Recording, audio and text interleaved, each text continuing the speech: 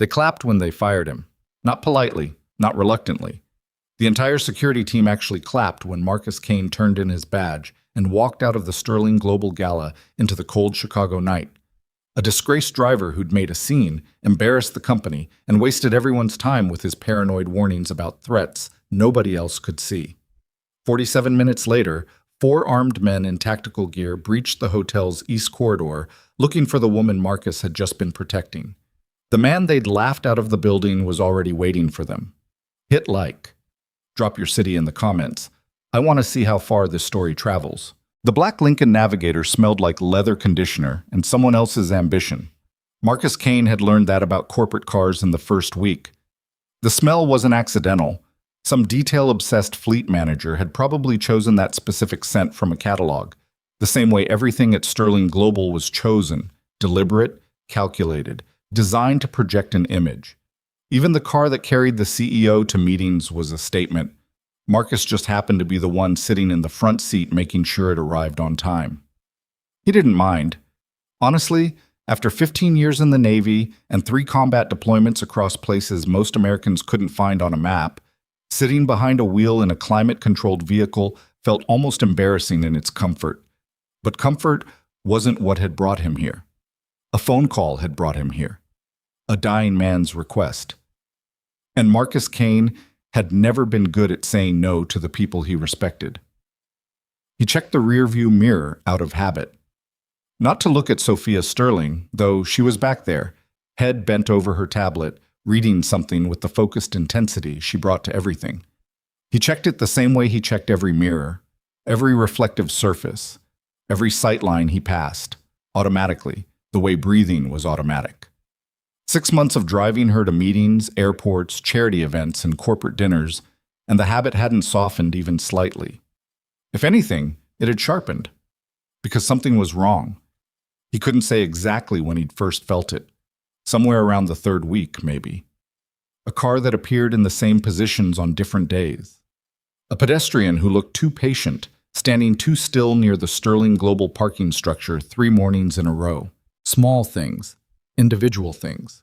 Things that meant nothing by themselves and everything together, once you knew how to read them. Marcus knew how to read them. His daughter Emma thought he was a driver. She was 9 years old and took enormous pride in telling her classmates that her dad drove a real CEO to work every day, which she considered significantly more impressive than most of her friends' fathers' jobs. Marcus had not corrected this impression. Emma didn't need to know about the other job. The real one. The one that had no official title, no business card, and paid nothing beyond the driver's salary that covered their apartment in Wicker Park, and Emma's school fees, and the small amount he set aside every month because single fathers didn't get the luxury of not thinking about the future. He pulled the Navigator to a smooth stop at the corner of Michigan Avenue and waited for the light. 3 cars back, a gray Chrysler 300 made a lane change that didn't make sense for anyone who actually needed to be in that lane. Marcus noted it, filed it, said nothing. In the back seat, Sophia didn't look up from her tablet. That was the thing about her that had surprised him most. He'd expected the stereotype, the entitled CEO who talked on her phone constantly, demanded specific bottled water, and treated the driver as furniture with a pulse. What he'd found instead was a woman who often rode in total silence, reading or thinking, who said please and thank you every single time, and who occasionally asked him genuine questions about traffic patterns in a way that suggested she was actually curious about his answer. She wasn't easy to read.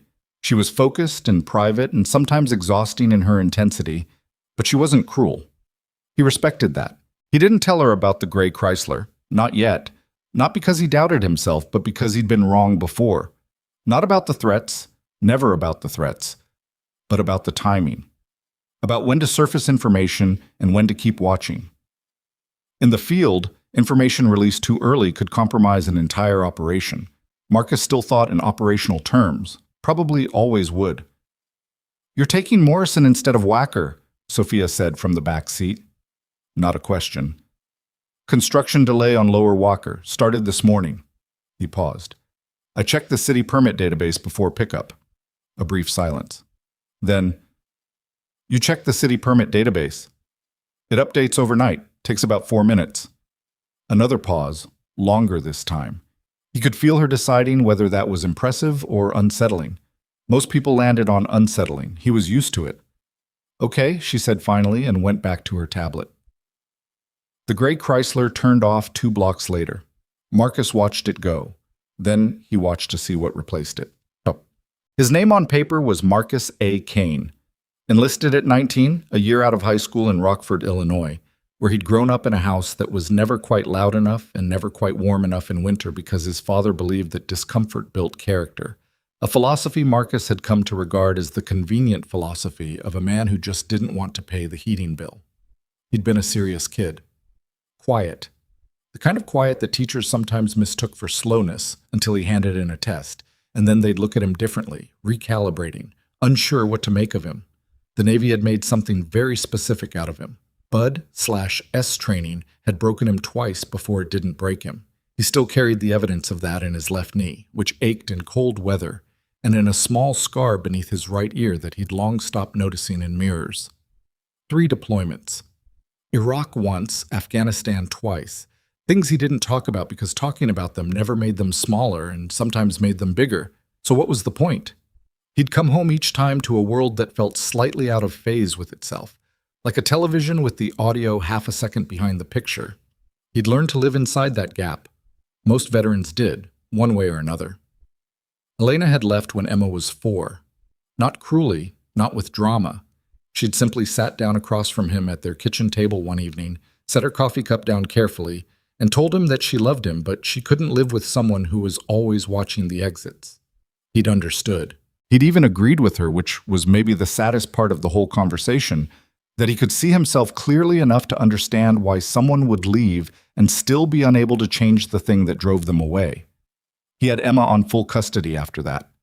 Elena moved to Seattle and called every Sunday and loved Emma in the consistent, reliable way that people who've accepted their own limitations sometimes manage to love. Marcus didn't hold it against her. You couldn't hold it against someone for being honest about what they could carry. So it was him and Emma in the Wicker Park apartment, with its 2 thin walls and the neighbor who played guitar badly on Thursday nights, and the good natural light in the morning that Emma loved. He made her breakfast every day before school, scrambled eggs mostly, because that's what she requested, with a specific ratio of cheese to egg that she'd communicated to him in writing at age 7, presenting a hand-drawn chart as if making a formal proposal, which he supposed she was. He kept the chart on the refrigerator. Still there. The driving job at Sterling Global had come through a man named Walter Prentice, which was not a name Marcus had been given directly.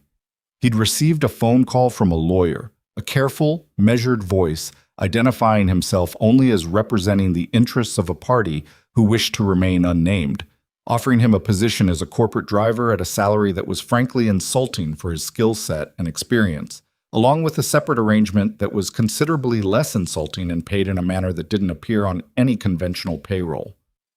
The separate arrangement was simple. Watch Sophia Sterling, protect her, report anything that seemed off, and do all of it without ever revealing to anyone, including Sophia herself, that he was anything more than a driver. The man who made this arrangement cared very much about her safety, the lawyer had said. He can no longer ensure it himself. He's asking you to do what he can no longer do. Who is he? Marcus had asked. A pause. Someone who served. Someone who knew your record. He'd taken the job. He told Emma he was going to be a driver for a while because he needed something steadier, and she'd accepted this without question because 9-year-olds generally accept what their parents tell them when the delivery is confident. He'd started the following Monday, put on the black suit that made him feel like he was attending a funeral for a previous version of himself, and shown up at Sterling Global's parking structure at 5:45 in the morning. That had been 6 months ago. In those 6 months, Marcus had learned the geography of Sophia Sterling's life with the same methodical completeness he'd once applied to learning foreign terrain. He knew which routes she preferred and which she didn't know she preferred.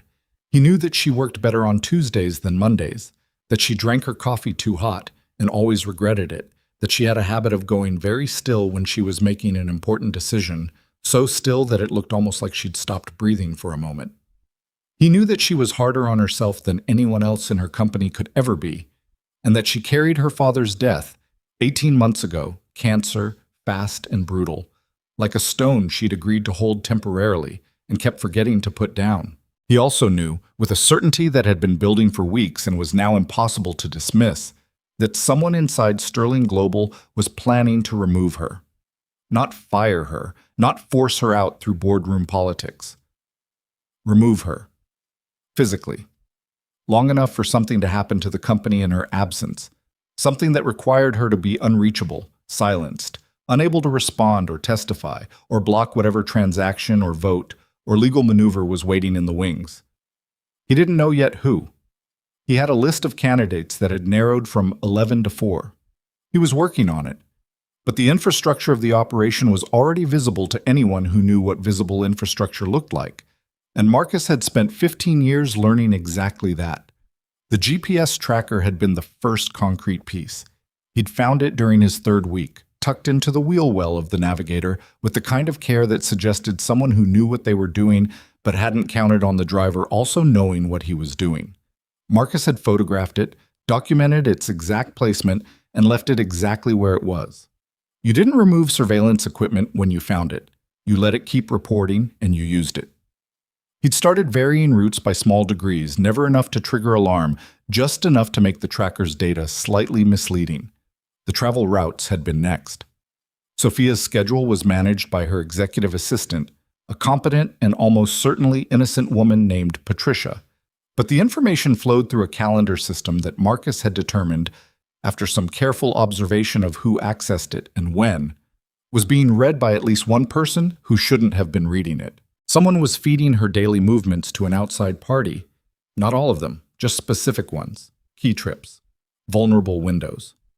Then there was the surveillance itself.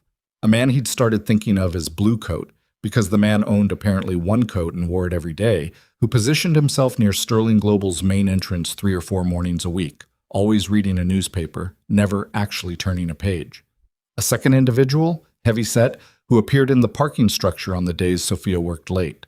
A third who he'd only caught twice, but who moved with the kind of professional awareness that made the back of Marcus's neck go tight, the way it used to go tight in Kandahar when something was about to happen and the street got too quiet. He'd tried to report it. That was the part that still sat badly with him 3 weeks later. Not with anger exactly. Anger was a luxury that professional training had mostly stripped away. But with a flat, cold understanding of how badly broken a system could become when the rot started at the top. He'd requested a meeting with Director Harlan Voss, the head of corporate security at Sterling Global.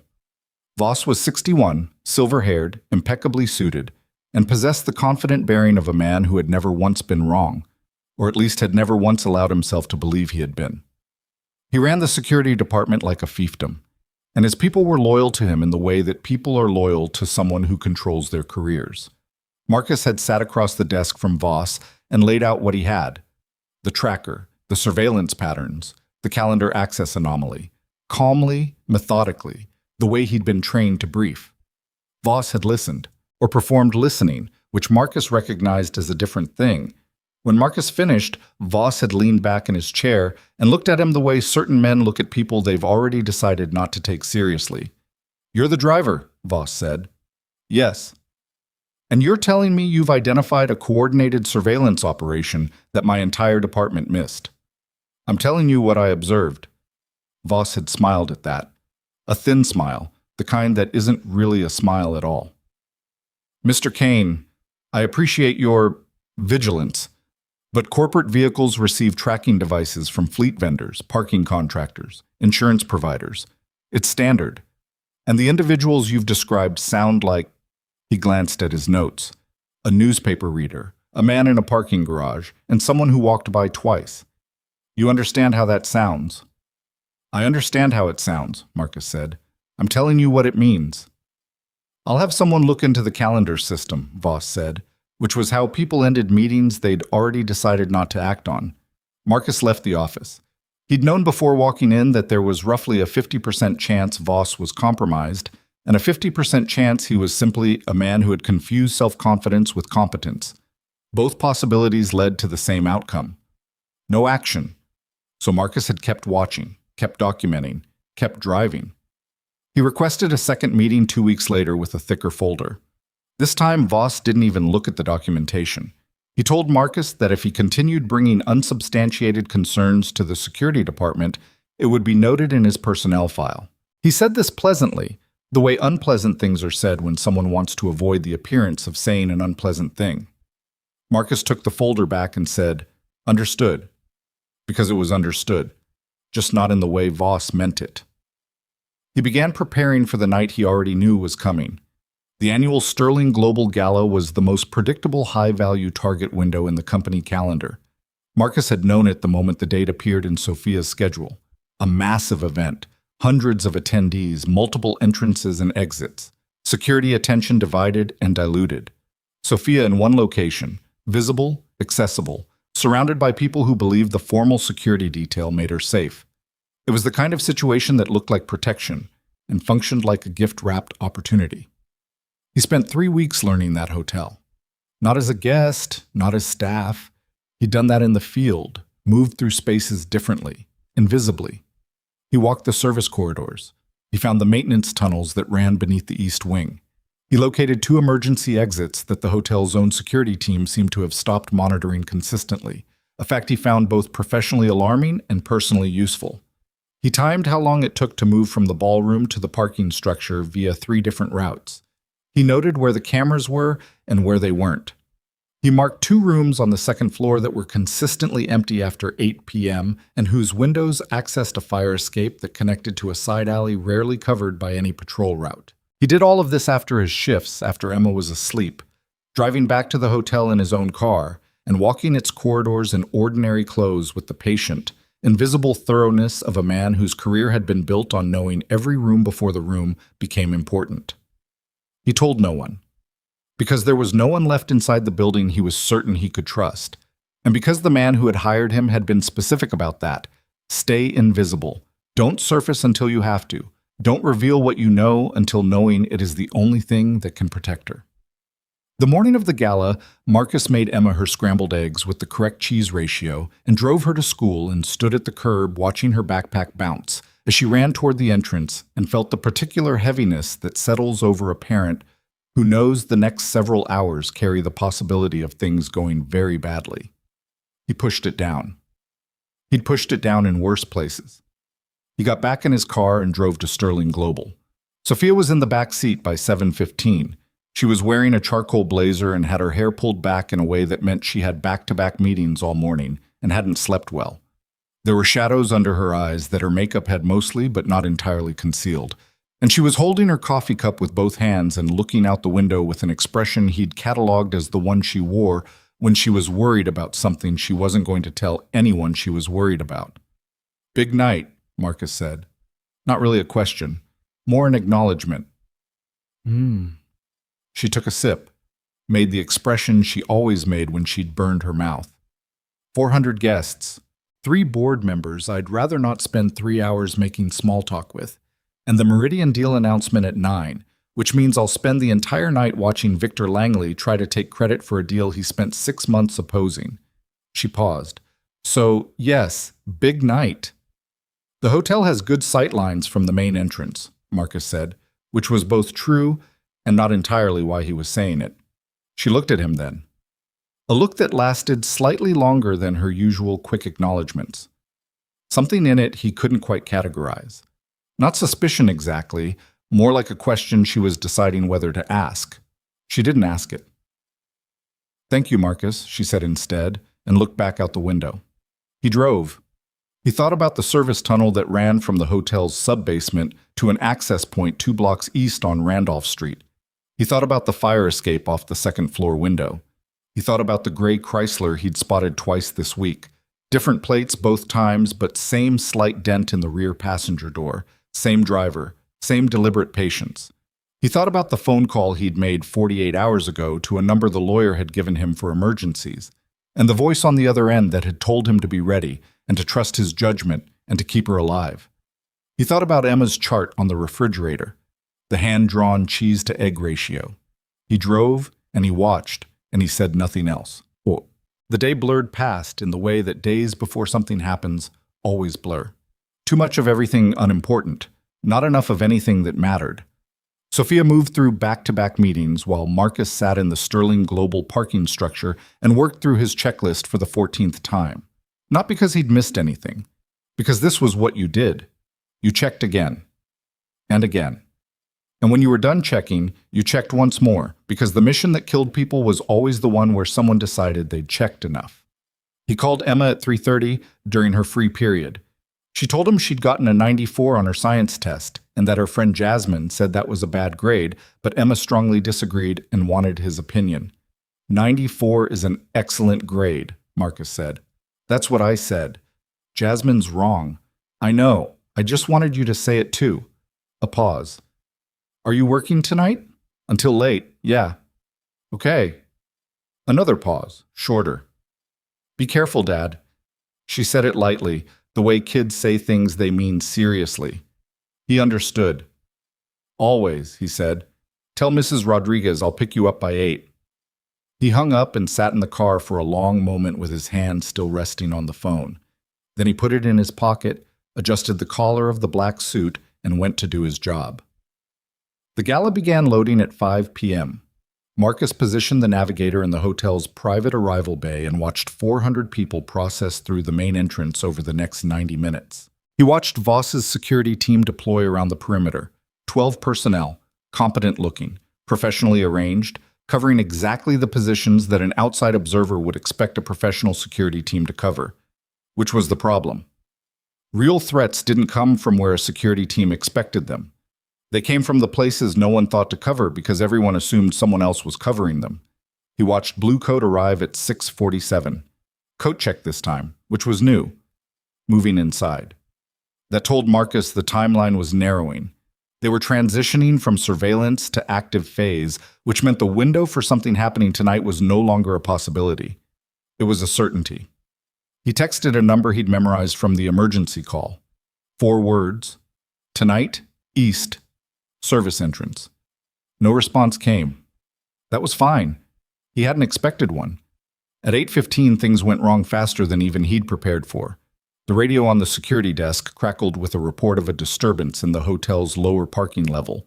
2 vehicles, possible road rage, management requesting uniform presence. Marcus watched through the lobby glass as 2 of Voss's team pulled away from their positions to respond. Then, 4 minutes later, another call. A guest had reported a medical emergency on the 3rd floor. 2 more personnel redirected. Then a fire alarm in the kitchen. A small one, quickly resolved, but pulling security's attention inward and downward for the 4 critical minutes it took to confirm and clear. It was elegant. He'd give them that. They were pulling the security team apart like someone disassembling a watch. Each piece moved deliberately, methodically, each distraction calibrated to redirect without alarming. By 8:27, Voss had half his normal coverage on the ballroom floor, and the east corridor was effectively unmonitored. Marcus moved. He was already inside.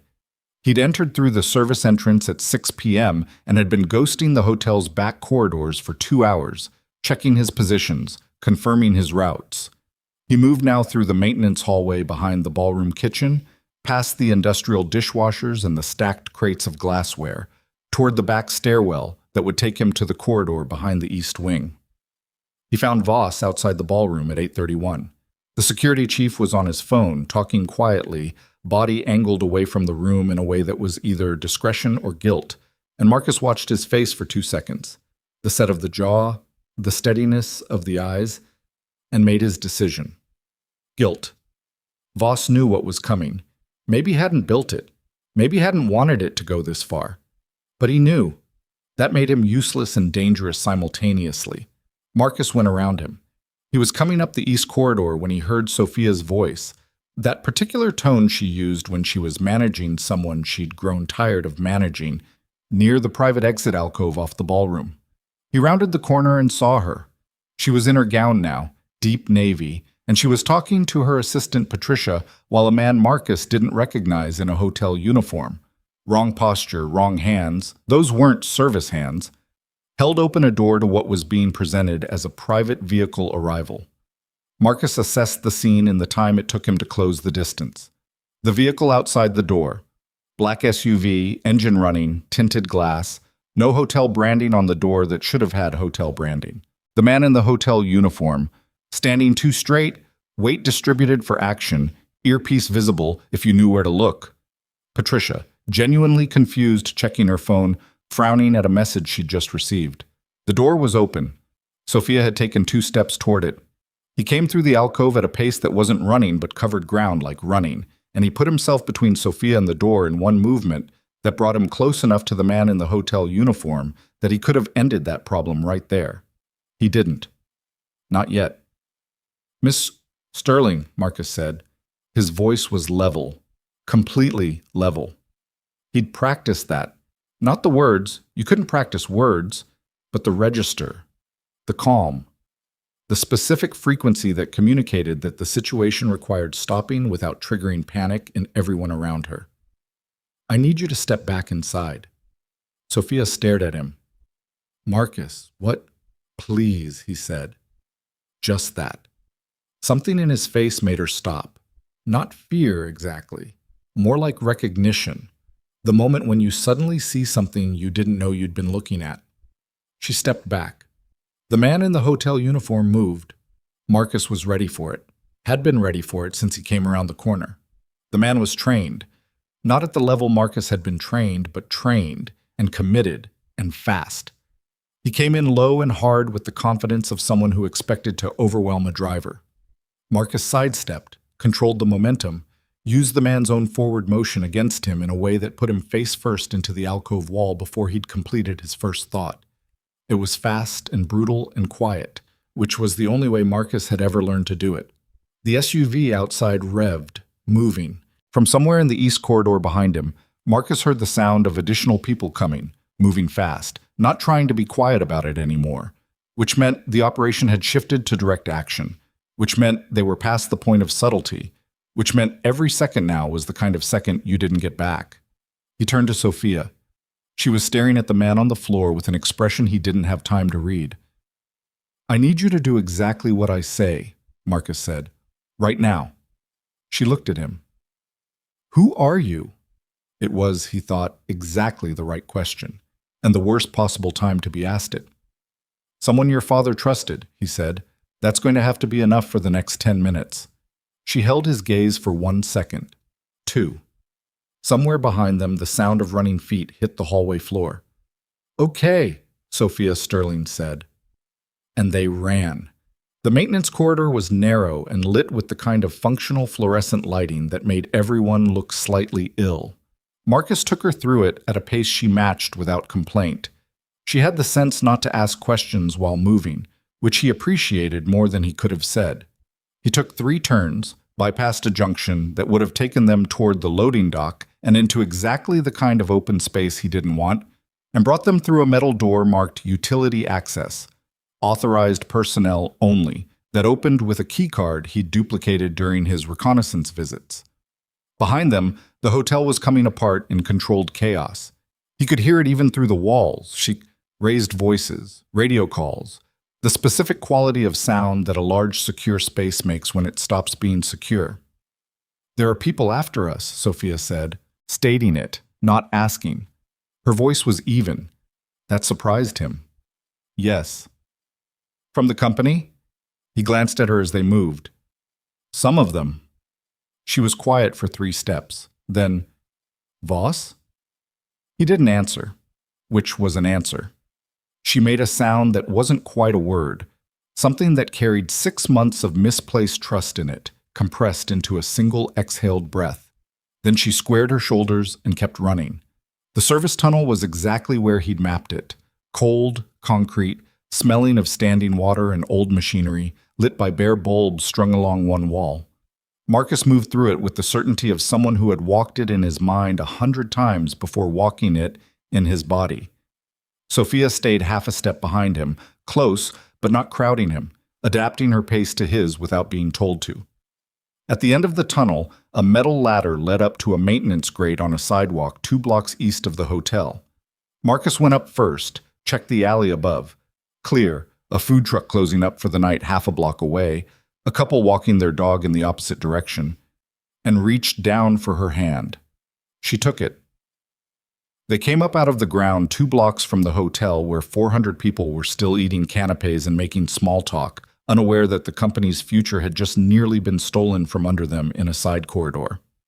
Marcus had a car parked on Randolph, a plain gray Civic he'd registered under a name that wasn't his own 3 weeks ago, using a process the lawyer had helped him arrange. He'd told himself at the time it was excessive preparation. Standing next to Sophia Sterling on a dark sidewalk in Chicago, with the sound of distant sirens starting to filter through the city noise, he had revised that assessment. She got in the passenger seat without being asked. He started the car. "Where are we going?" she asked. "Somewhere safe," he said. "I need to show you some things." "What kind of things?" He pulled out of the parking spot, checked his mirrors, clean, clear, no headlights that looked deliberate, and merged onto Randolph heading west. "Everything," he said. Sophia Sterling looked out the window at the city going past, and he watched her reflection in the glass. The set of her jaw, the steadiness in her eyes even now, the grief that she kept always slightly below the surface since her father died. He thought about what he was about to tell her, about her father, about the last request a dying man had made to a former soldier who'd never learned to leave anyone behind. He thought about Emma's chart on the refrigerator. He drove west through Chicago at 9 p.m., through the lit corridors of a city that had no idea what had just happened inside that hotel, carrying a woman who was about to learn that the person she'd most underestimated had been the only one, from the very beginning, who was actually on her side. The gray Civic's heater kicked on. The city lights slid past the windows. Marcus Kane drove, and he said nothing more, and he let the silence hold everything that words couldn't carry yet. The safe house wasn't a house.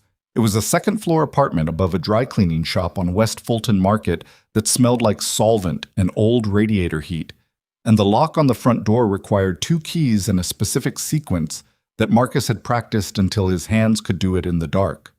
Which, tonight, they did, because the stairwell light had burned out sometime in the last 48 hours, and he hadn't anticipated needing to replace it. A small failure of preparation that annoyed him more than it should have given everything else happening simultaneously. Sophia said nothing while he worked the lock. She stood 1 step behind him on the landing, with her arms crossed over her chest. Not frightened, he was fairly certain, more like someone containing a very large number of things she intended to say as soon as there was a door between them and the rest of the world. The lock gave. He pushed the door open and let her go first. She stepped inside and stopped in the middle of the small living room, taking it in. There wasn't much to take in. A couch that had lived a previous life somewhere more comfortable. A folding table against the far wall that held a laptop, a printer, and 3 stacked manila folders.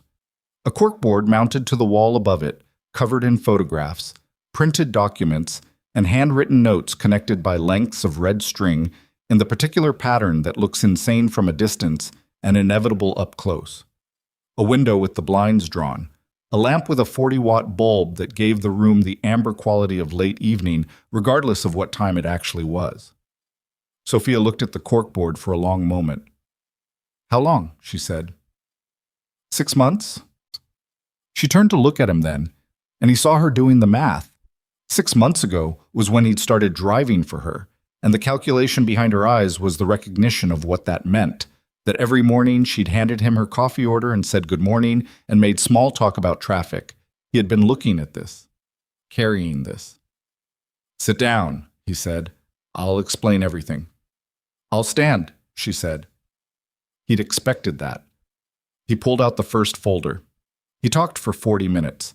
He laid it out the way he'd been trained to brief. Not chronological, which felt natural but buried the important things under context, but by significance, starting with what mattered most and working outward to the structure that supported it. He showed her the tracker. The photographs of Blue Coat in his rotation of identical positions. The printed calendar access logs he'd pulled from a copy of the server data he wasn't supposed to have access to and had anyway, through a contact whose name he didn't provide and whose methods he didn't explain. The shell company documentation. The financial trail that led from 3 specific accounts held under subsidiary names to a holding company registered in Delaware with no visible operational purpose other than to receive money and redirect it in smaller increments to places that were harder to follow. Sophia took each document when he offered it and read it properly, which he hadn't been entirely sure she'd do.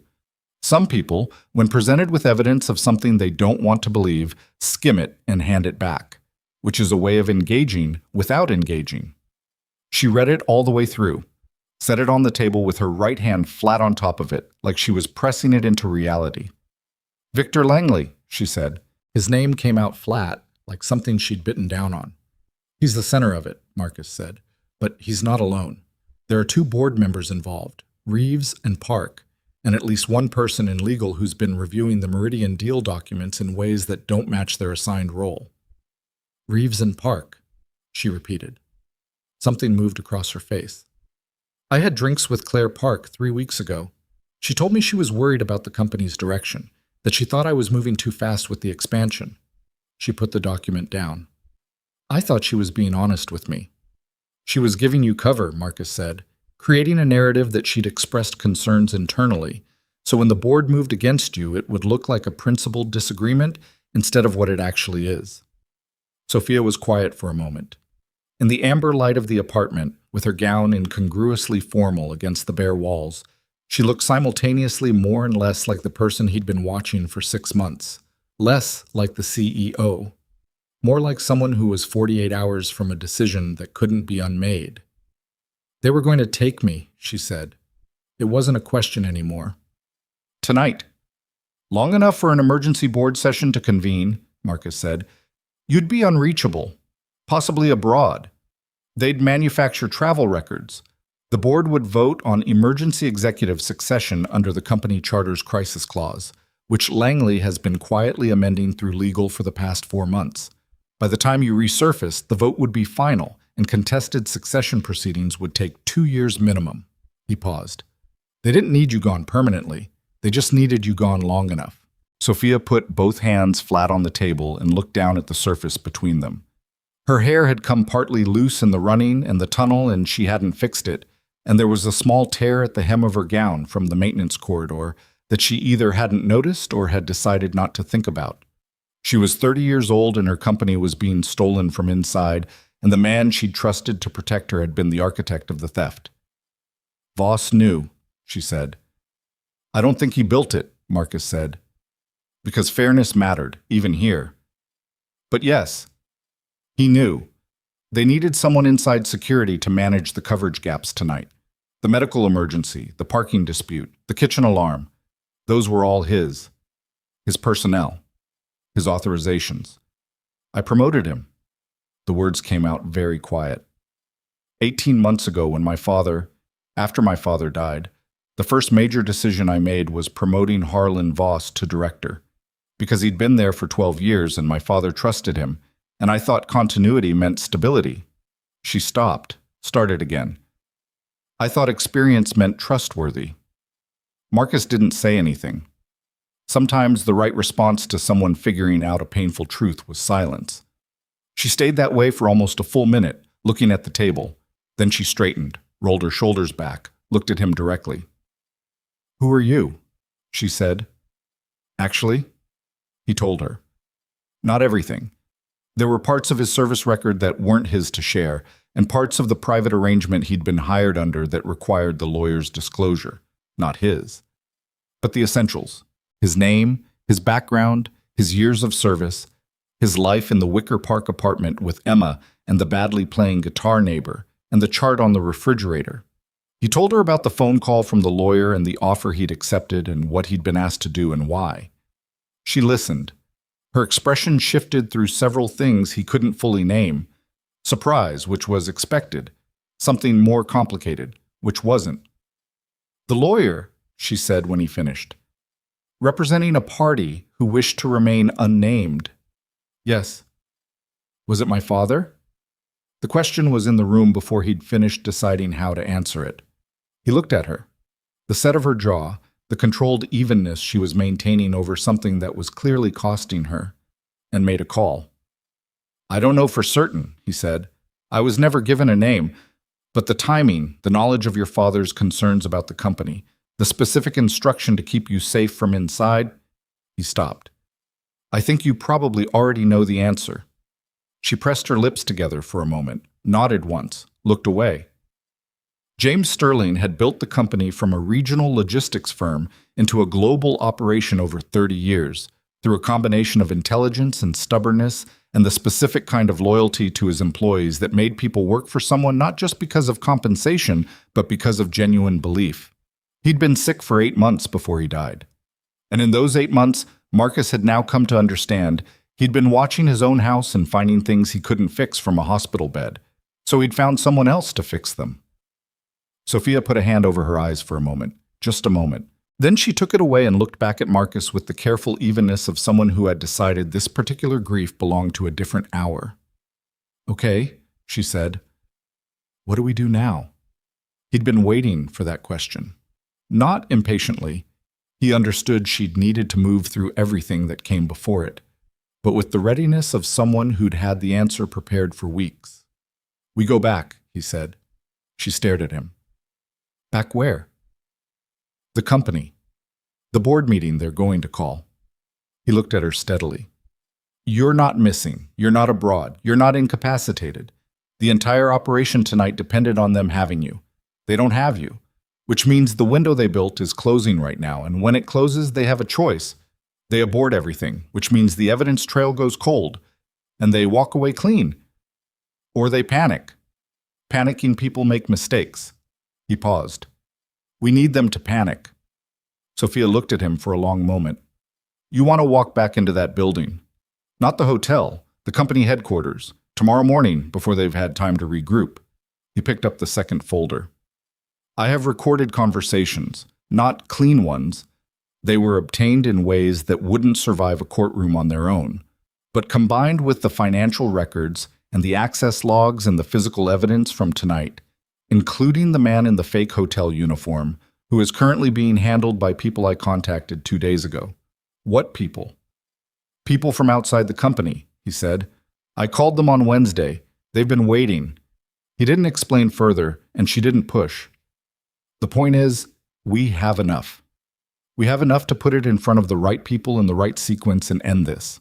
But it has to happen fast, before they get lawyers assembled and stories coordinated and gaps in the evidence filled with plausible alternatives." Sophia was looking at the corkboard.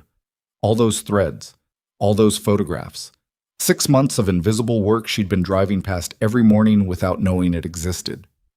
"You've been doing this alone," she said. Not accusatory, more like she was reading a fact off a page. "Yes." "The whole time?" "Yes." She was quiet for a beat. "Did you ever think about just—" She stopped, started again. "There must have been a point where it would have been easier to quit. Take Emma and just—" "No," he said, simply, no elaboration. She looked at him. He didn't look away. "No," she said finally. "I guess there wasn't." Outside, somewhere below, a car went past slowly. Marcus tracked it by sound without moving, speed, direction, whether it stopped. It didn't stop. He exhaled a breath he hadn't been aware of holding. "You should try to sleep," he said. "There's a back room. It's not comfortable." "I'm not going to sleep." "I know, but sit down at least." He moved toward the window and adjusted the blinds a quarter inch to check the street. Empty. The dry cleaner's sign was off. Fulton Market at this hour was quiet, in the way that parts of Chicago were only quiet after the restaurants closed. "We have a few hours. I need to make some calls." She didn't argue. She crossed to the couch and sat down and pulled her knees up in a posture that was completely at odds with the formal gown, and that made her look suddenly younger, more like the person she might have been before 30 years of her father's legacy settled on her shoulders. "Marcus," she said. He looked at her. "The man in the corridor. The one who came at us." She held his gaze. "You could have—" "He'll be fine," Marcus said. "Headache, maybe a concussion. He'll be questioned before morning."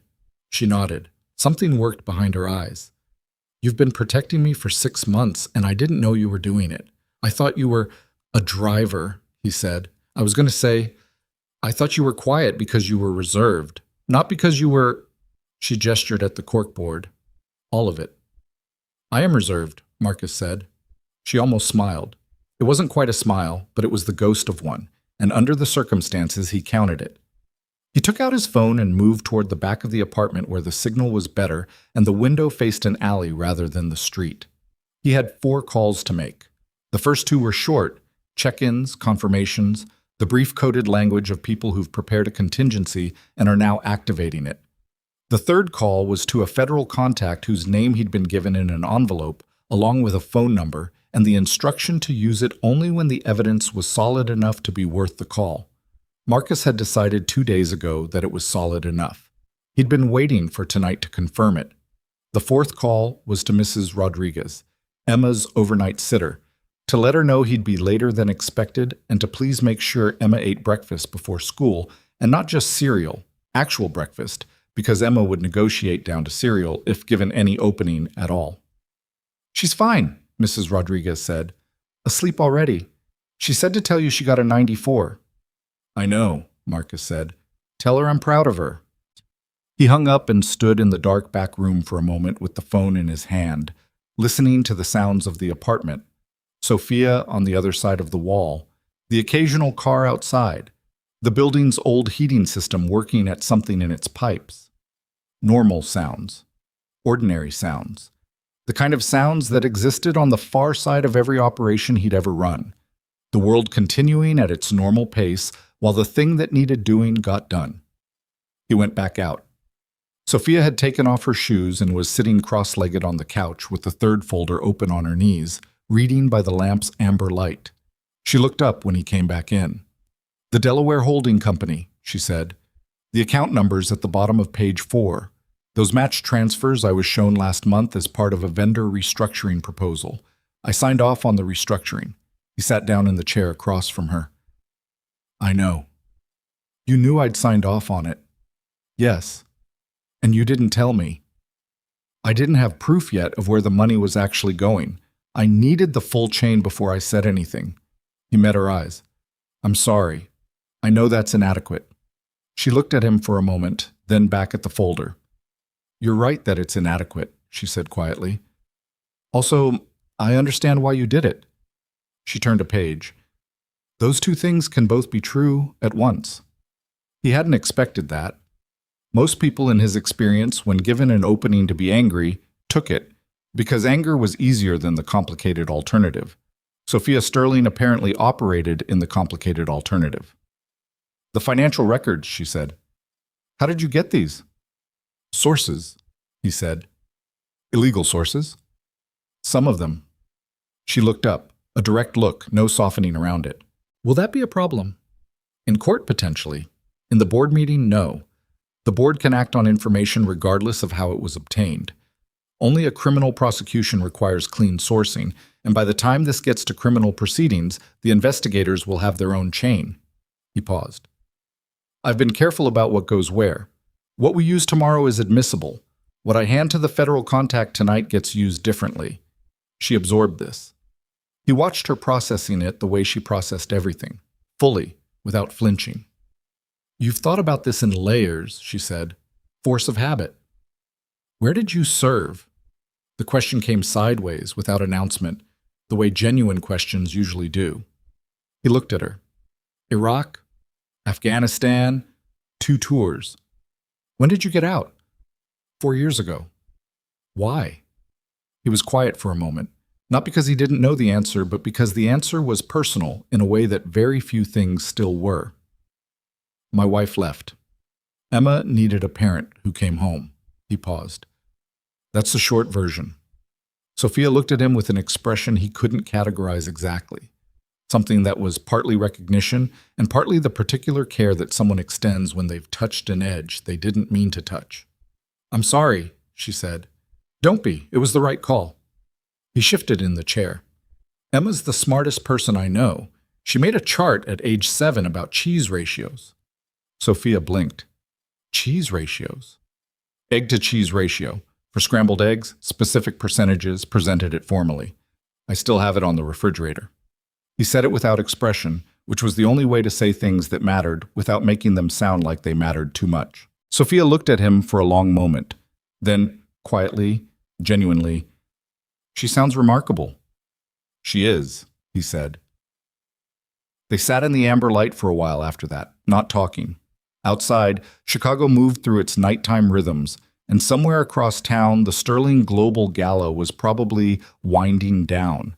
The caterers clearing tables, the guests departing with their gift bags and their small talk still warm in their mouths, none of them knowing that the event had been 2 corridors away from something that couldn't have been undone. Harlan Voss was somewhere in that hotel, or on his way out of it, recalibrating. Victor Langley was somewhere making phone calls, adjusting, trying to understand why his vehicle had arrived at the east exit and left empty. Marcus thought about the moment Langley figured out the operation had failed, the anger that would follow, then the calculation, then the fear, which was the most dangerous part. Not the anger, never the anger, but the fear, because fear made people do things that weren't in anyone's original plan. He needed to move before the fear became action. "Try to rest," he said again. 2 hours, even just lying down. "You're not going to rest." "No." "So why should I?" "Because tomorrow requires you sharp and I can operate on less sleep than you're currently imagining." She looked like she wanted to argue that. Instead, she pulled a throw blanket from the arm of the couch. He'd put it there 2 weeks ago during a prep visit, and she didn't know that. Didn't know how many small things in this room were there because of her. And lay down without ceremony, still in the formal gown, shoes still off, the folder set aside but within reach. "Marcus," she said to the ceiling. "Yeah, what would have happened if you hadn't been there tonight?" He considered giving her the sanitized version. He didn't. The vehicle they had waiting was going to take you to a private airfield in Gary. From there, destination unclear but likely somewhere without a favorable extradition relationship with the U.S. You'd have been held until the board vote finalized. After that, he stopped. The people behind this needed you gone, not gone forever. Probably. But the people they hired to make it happen, he stopped again. The ceiling seemed to hold her attention for a moment. "Probably," she repeated. "Yes." "Okay," she said, and nothing more. He turned the lamp off and sat in the dark with his eyes adjusted to the ambient light coming through the blind's edges, and he watched the door and the window and the patterns of light and shadow on the wall that told him things about what was happening outside, and he let her have the quiet. He didn't sleep. He hadn't expected to. Around 2 a.m, the radiator knocked loudly enough to startle anyone who wasn't already awake. Marcus looked toward the couch. Sophia's breathing had slowed and steadied an hour ago. She was asleep, which he was grateful for, and she was still in the formal gown with the throw blanket pulled up to her shoulders, and there was a quality to the sight that made him think about what it meant to carry something too large for too long and finally set it down for even a couple of hours.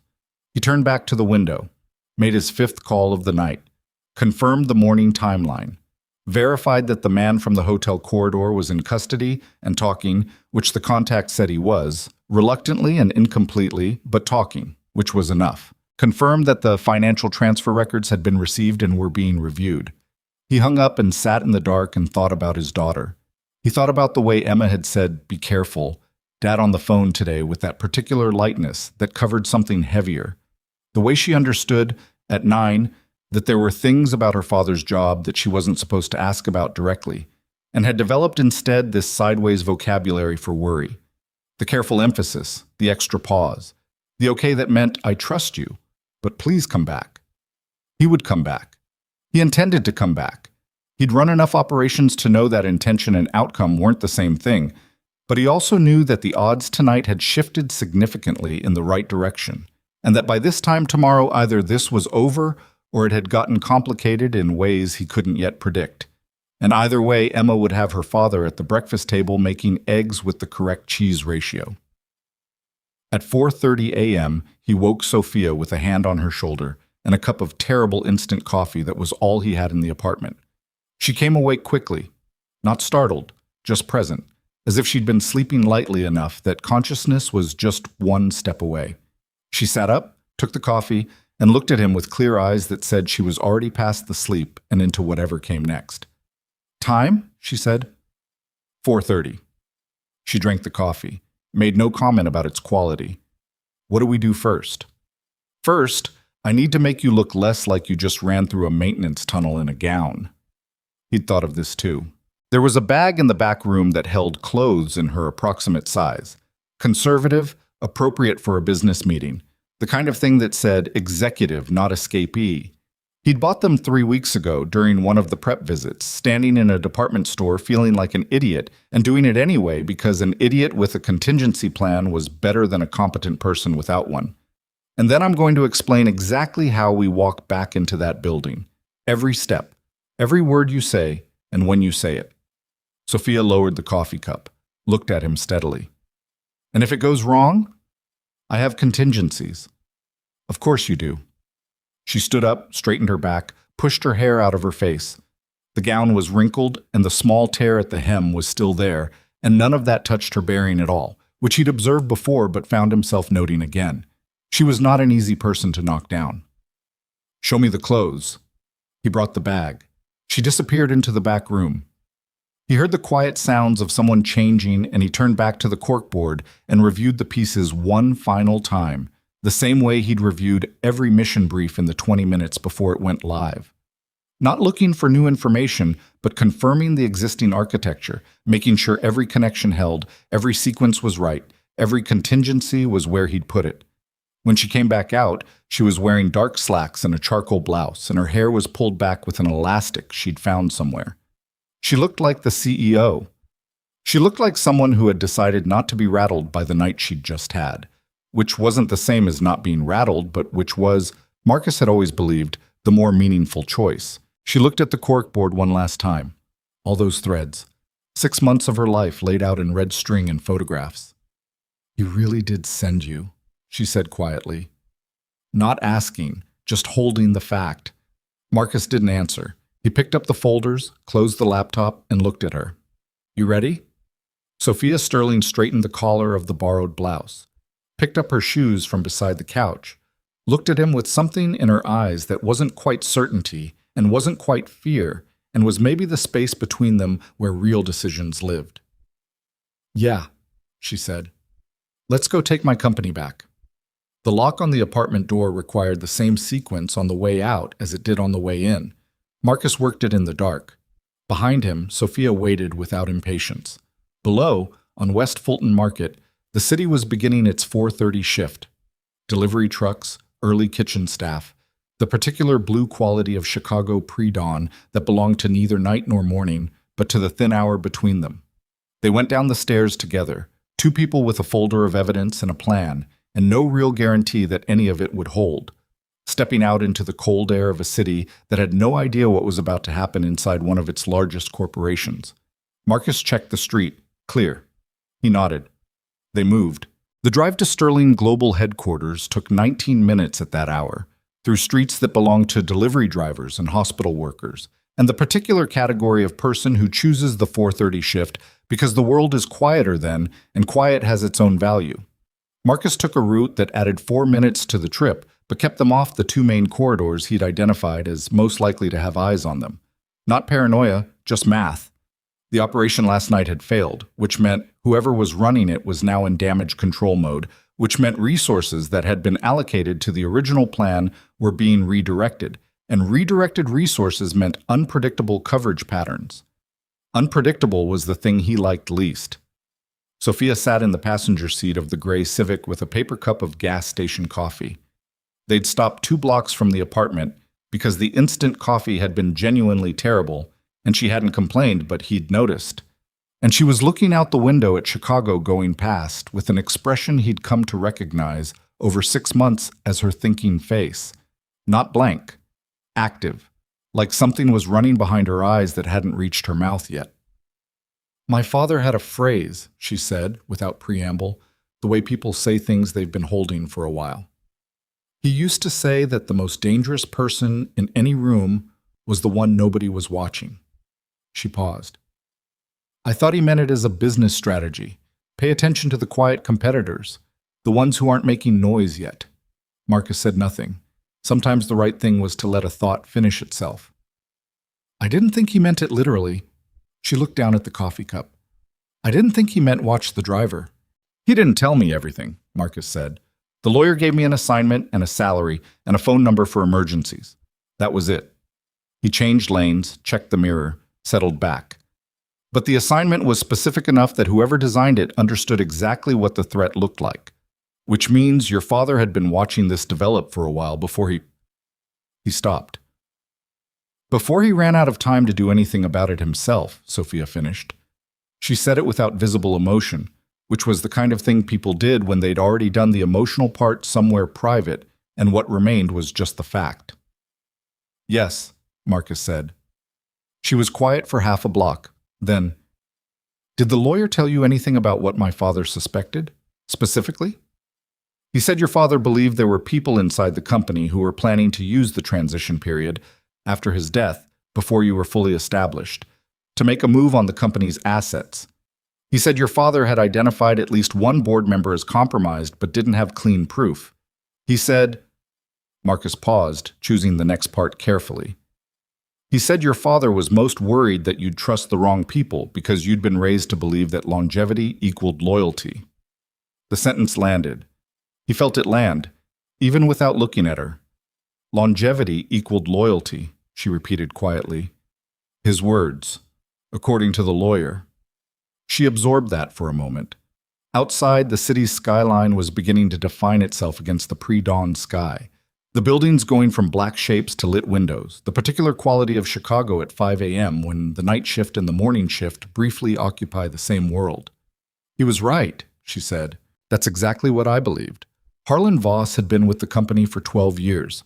Victor Langley joined the board 8 years ago. Claire Park, 6. I thought... She stopped. Started again.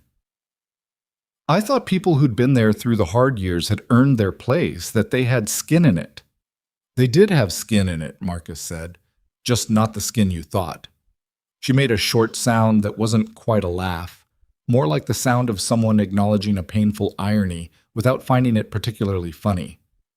My father tried to warn me, she said. Not directly. He didn't do things directly if he could find another way.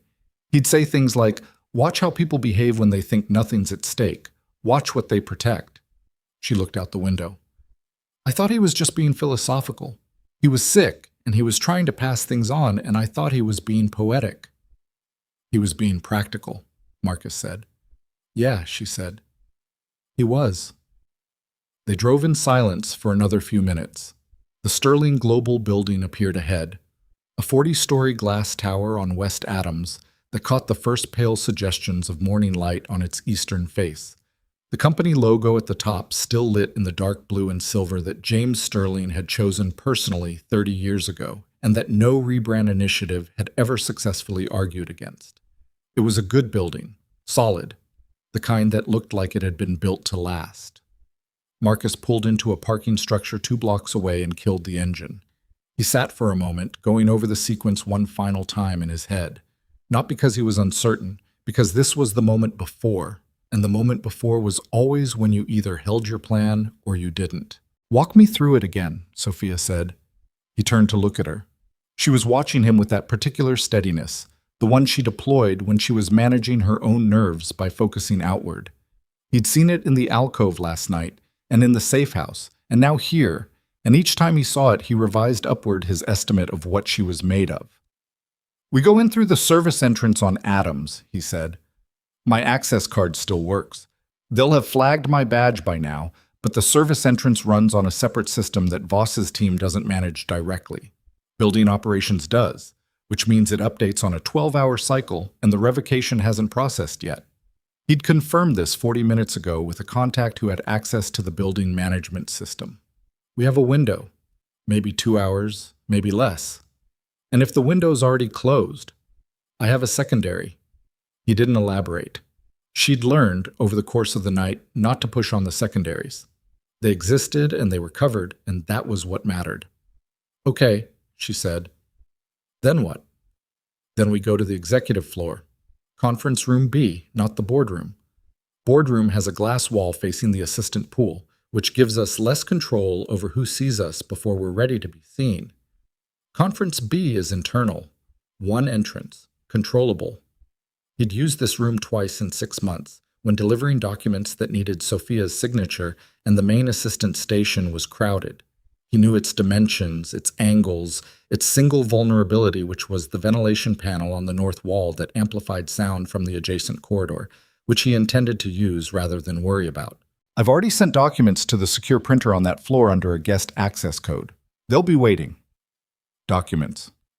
Everything we need for the board presentation, the financial records, the access logs, the recorded conversations, formatted for a boardroom audience, not a legal team, clear, sequential, hard to argue with the structure of even if you wanted to argue with the content. He paused. I've been putting that together for 3 weeks. Sophia looked at him. 3 weeks ago, you were preparing a board presentation. I was preparing for every version of how this could go. Some of those versions were worse than last night. She didn't ask what the worst versions looked like. Smart. And the board members themselves, Reeves and Park, are compromised. That leaves 5 voting members plus you. Correct. Of those 5, I believe 3 are clean: Okafor, Hendricks, and Morrison. The other 2, Whitfield and Chen, I don't have evidence of direct involvement, but their behavior in recent board sessions has been, he considered his word choice, passive in ways that look like they might be waiting to see which way the wind blows. Whitfield and Chen will follow the evidence if it's presented clearly, Sophia said immediately. He could hear in her voice that she knew these people, had sat across tables from them, understood their particular calculus. They're not ideologues. They're risk-averse. If the evidence is strong enough that backing Langley looks more dangerous than supporting me, they'll move. That's what I assessed, Marcus said, which is why the presentation sequence matters. She was nodding slowly. You lead with the financial evidence because that's the cleanest. Numbers don't have allegiances. Then the access logs, which put specific people in contact with specific information at specific times. Then the recordings. Yes, and then the physical evidence from last night. The tracker, the hotel operation, the man in the uniform who is currently in federal custody and has agreed to provide a statement in exchange for cooperation consideration. Sophia went still. Federal custody. The contact I called Wednesday night was with the FBI's Financial Crimes Division. I sent them a preliminary evidence package 48 hours ago. They've been sitting on it, waiting for a triggering event significant enough to justify moving. He met her eyes. Last night was the triggering event. She was quiet for a moment, processing. He watched her land on the thing she was going to ask. Did you know last night was going to happen? I knew it was likely. The gala was the obvious window and the operation was in active phase. I didn't know for certain. But you'd already called the FBI. Yes. Because you were preparing for the version where it happened. Yes. She exhaled slowly through her nose. Not angry. He'd braced for anger and found instead something more complicated. You've been running a parallel operation this whole time, she said. You've been protecting me and building a case simultaneously and keeping them separate so neither one compromised the other. That's a generous way to describe it, he said. The less generous way is that I've been making judgment calls with incomplete information for 6 months and hoping I got the sequence right. Did you? He looked at her. We're here, he said. The sequence is right. She looked out the windshield at the parking structure's gray concrete wall and the faint light coming from the Adams Street entrance. Then she looked back at him. My father picked well, she said quietly. Marcus didn't know what to do with that, so he did what he always did when he didn't know what to do with something. He moved. Let's go, he said. The service entrance on Adams was a heavy steel door set into the building's side, marked with a small placard that said, Authorized access only in the particular font that meant business without being aggressive about it. Marcus swiped his badge. The reader blinked green. He felt Sophia exhale behind him. They went in. The service corridor smelled like cleaning products and the kind of recycled air that never quite becomes fresh. It ran parallel to the building's main lobby and connected to a freight elevator that opened on every floor but was primarily used for building operations. Marcus had ridden it 6 times in his pre-op. He knew which floor it hesitated on, 17, for reasons he'd never identified. And he knew its speed and its noise and the fact that the interior camera had had a malfunctioning angle for at least the past month, which he'd reported to building management in his capacity as a driver with a concern and which had not yet been fixed. They rode up in silence. Sophia had her shoes on now. She'd put them on in the car, the formal gown night heels, because the borrowed flats he'd included in the prep bag were half a size too large, and she'd determined that heels were preferable to footwear that might cause her to trip at an operationally significant moment, which was a calculation Marcus respected. The elevator made its customary hesitation at 17. Neither of them commented on it. 32. The executive floor. The floor was not empty. Marcus had anticipated the possibility of early arrivals. Some of Langley's people might have been recalled after last night's failure. But the specific shape of what he found when the elevator doors opened was something he had to process quickly and in sequence.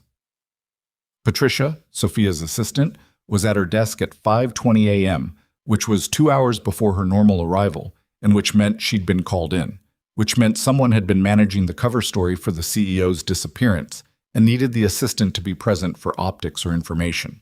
A man Marcus didn't recognize was standing near the entrance to Langley's office suite, the particular stillness of someone posted rather than waiting. And in the glass-walled boardroom, not Conference B, the actual boardroom, 3 figures were visible through the glass, in the middle of what appeared to be an intense conversation, and one of them was Victor Langley. Marcus put his hand on Sophia's arm. She stopped. He assessed quickly. Patricia had looked up from her desk at the elevator sound and was now staring at them with an expression that passed through surprise, relief, confusion, and something that looked like it might be guilt, all in the space of about 2 seconds. The man near Langley's office had noticed them and was reaching for something. A phone, not a weapon, but reaching with the speed of someone who has a number to call if something happens that wasn't supposed to happen. Marcus made 3 decisions in under a second. He crossed to the man near Langley's office, covered the distance before the phone was fully out, and put his hand over the man's in a way that wasn't violent but was absolutely unambiguous. "Don't," he said quietly. The man looked at him, looked at his hand, made the correct decision. "Patricia," Sophia said, and her voice came out so completely steady that Marcus, in his peripheral vision, was briefly impressed. "I need you to call security, not Voss's team, building security, the overnight supervisor. And I need you to call Okafor, Hendricks, and Morrison and tell them there's an emergency board session requested by the CEO in Conference B in 20 minutes. Don't call anyone else. Do you understand?" Patricia stared at her. "Miss Sterling, there's been... Mr. Langley said that you..." "I know what Mr. Langley said," Sophia said. "Patricia, look at me." She waited until the assistant met her eyes. "Make the calls." Patricia made the calls. Marcus kept his hand on the phone of the man near Langley's office and watched the boardroom through the glass. Inside, one of the 3 figures had noticed the commotion on the floor and was saying something to the others. Langley turned, looked through the glass, and Marcus watched the exact moment that Victor Langley understood the operation had not just failed but collapsed. A contraction behind the eyes, a tightening around the jaw, the specific physiognomy of a man watching the thing he built coming apart faster than he can think. Langley was 63, silver-haired, broad-shouldered, the kind of man who'd spent 4 decades cultivating an appearance of authority and had largely succeeded. He was in a suit at 5 a.m., which told Marcus he'd been there all night, which meant he'd been managing the fallout since the hotel. He looked at Sophia through the glass for a long moment. Then he straightened, adjusted his jacket, and walked toward the boardroom door with the bearing of someone who had decided that whatever came next, he would meet it standing up. The door opened. "Sophia," Langley said. His voice was composed, professionally composed, the composure of performance, not peace. "I'm relieved you're safe. We've been..." "Don't," Sophia said. One word. The same word Marcus had used 30 seconds ago, and with the same quality. Quiet, final, not requiring any volume to carry its full weight.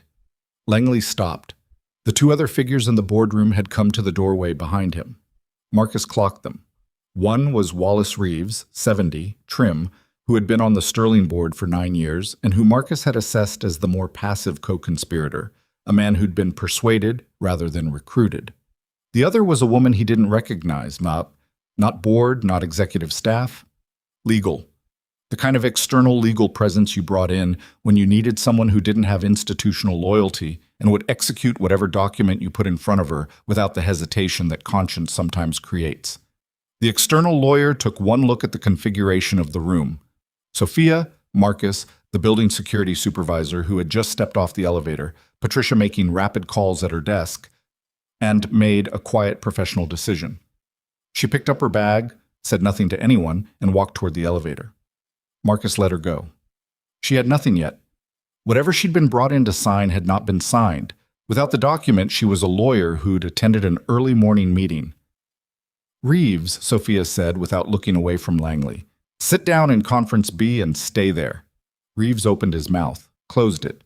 He was a man who had spent decades in rooms where authority was distributed and contested and negotiated, and he understood, Marcus could see him understand it, that in this particular room, right now, the authority had already settled, and it had not settled in his direction. He went to Conference B. He sat down. Langley hadn't moved. Victor, Sophia said, and something shifted in her voice on his name, not toward anger, away from it, into something colder and more final. I've known you since I was 19 years old. You came to my father's retirement dinners. You spoke at his funeral. She paused. I'm going to give you one opportunity to go sit in that conference room and wait for this to be done properly, or you can stand in this hallway and make it worse. That's the only choice you have left. The hallway was very quiet for a moment. Langley looked at Marcus. The look had something in it Marcus had received before from men who had just lost the thing they'd built. Not hatred, exactly, more like the look of someone trying to identify where they'd made the critical error, where the invisible thing had been standing. Then he looked back at Sophia, and he went to Conference B. The next 20 minutes were the kind that move in two speeds simultaneously. Too fast in the room, where things were happening in rapid sequence, and too slow in Marcus's nervous system, where each development registered with the heightened clarity of something that hadn't been decided yet. Okafor arrived first, 8 minutes after Patricia's call, still buttoning his jacket, visibly alarmed. Hendricks 4 minutes later. Morrison, who lived furthest, at 23 minutes, slightly out of breath and taking in the configuration of Conference B. Langley, at one end of the table, not speaking. Reeves beside him, looking at the table. Sophia at the other end with the printed documents from the secure printer arranged in front of her, with the expression of a man who had been told something was wrong and had arrived to find that the understatement was significant. Chen and Whitfield arrived without being called, which told Marcus that someone, probably Patricia, probably on her own initiative, in the instinctive way that genuinely loyal people act when they sense their institution is under threat, had made additional calls. He filed that away as information about Patricia that he hadn't had before, and that was worth having. Marcus stood at the back of the conference room. Not at the table. He wasn't a board member, he wasn't an executive. He was a driver who had walked in off the street with a folder of evidence and the CEO he'd spent 6 months not officially protecting. The physical fact of where he stood in the room was intentional, visible, available, but positioned as a resource rather than a participant. This was Sophia's board, her company, her moment to lead it. His job had been to get her here. She began. He had watched her in hundreds of meetings over 6 months, watched her from the front seat, from lobby chairs, from parking structures and airport arrivals. He knew her in rooms, the way she composed herself entering a space where she had authority, the way she read other people's energy before deciding how to use her own. But he had never seen her do what she did in Conference B at 5:40 a.m. with her father's company bleeding out and the people who'd tried to steal it sitting 6 feet away. She presented it without theatrics. That was the thing he hadn't anticipated. He'd expected intensity and had found instead a quality of absolute calm, the kind that isn't the absence of feeling, but is feeling so concentrated that it becomes controlled. She walked through the financial evidence first, exactly as they'd discussed. The shell companies, the transfer records, the subsidiary accounts that connected, on a chain any accountant could follow, to a holding company that served no operational purpose except to receive money routed from sterling global vendor contracts and redirected in smaller packets to personal accounts tied to Langley and Reeves through intermediary names that were real people. 2 of them former employees, one of them the son of a man Reeves had served on a board with 15 years ago. Chen and Whitfield, who had arrived uncertain, became very still at the financial records.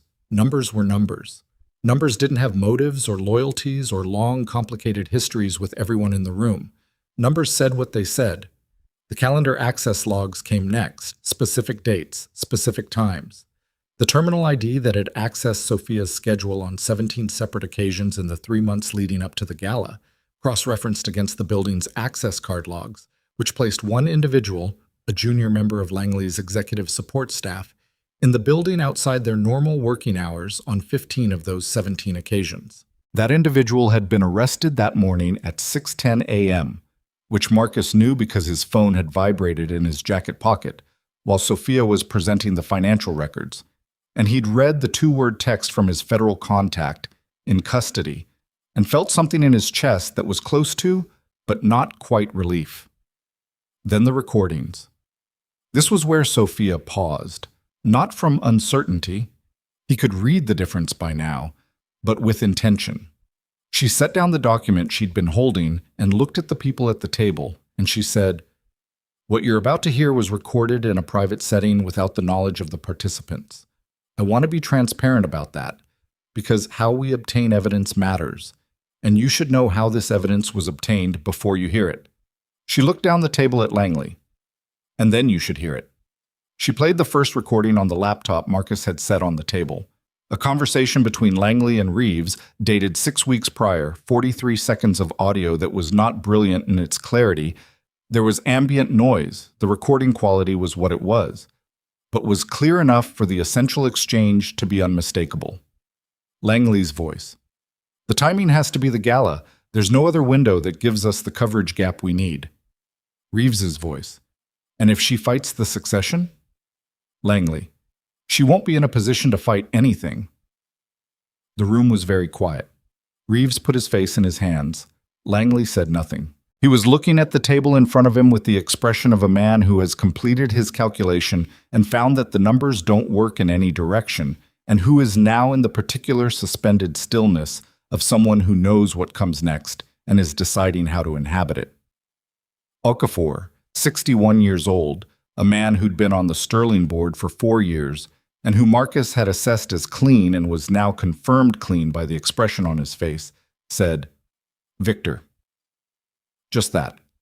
The name came out with a weight behind it that was neither anger nor disbelief, but something older and sadder, the weight of someone who'd known a person for years and was now adjusting every memory of that person simultaneously.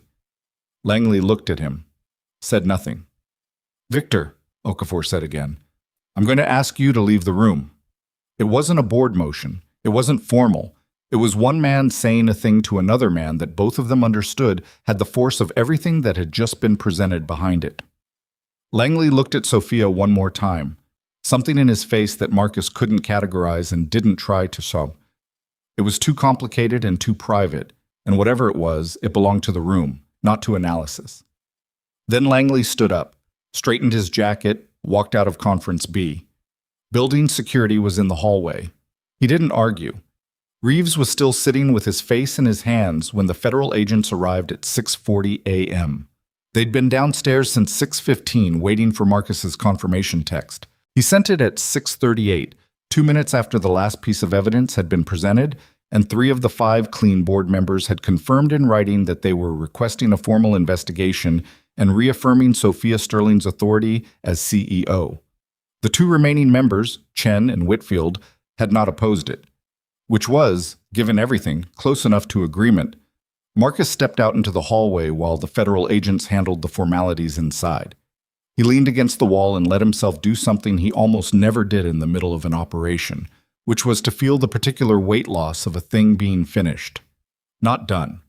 There would be months of legal proceedings and depositions and the slow, complicated work of repairing what had been damaged, but finished in the sense that the acute thing, the dangerous thing, the thing that had required him to sleep 3 hours a night for 6 months and check every mirror and memorize every service tunnel and spend an evening in a department store buying women's dress clothes in case of emergency, was over.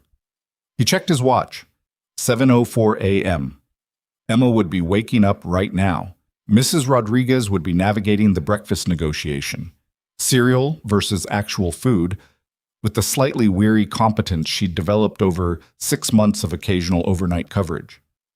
Emma would be in her pajamas, hair not brushed yet, presenting her serial argument with the formal conviction of someone who believed in the importance of their position. He pulled out his phone, sent a text to Mrs. Rodriguez. "Coming to get her this morning. Should be there by 8:30. Please make sure she eats real breakfast." The response came back in 40 seconds. "She's already eating eggs. She said you'd want that." He looked at the text for a moment. Then he put the phone away. Behind him, the conference room door opened and Sophia came out.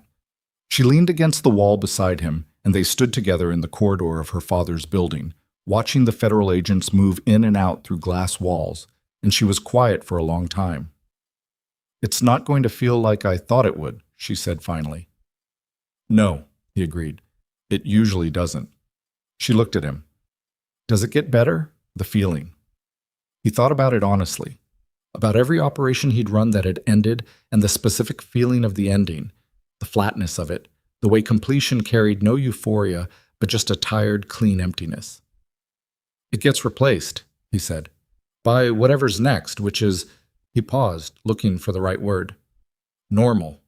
In my experience, normal is the best thing that comes after something like this." Sophia looked at the floor for a moment, then at the ceiling, then at him. "My father sent you," she said.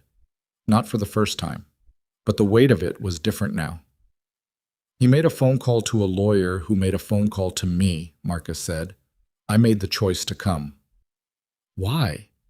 She asked it genuinely, not rhetorically. "You didn't know me. You had Emma. You had a life that didn't include any of this. Why did you say yes?"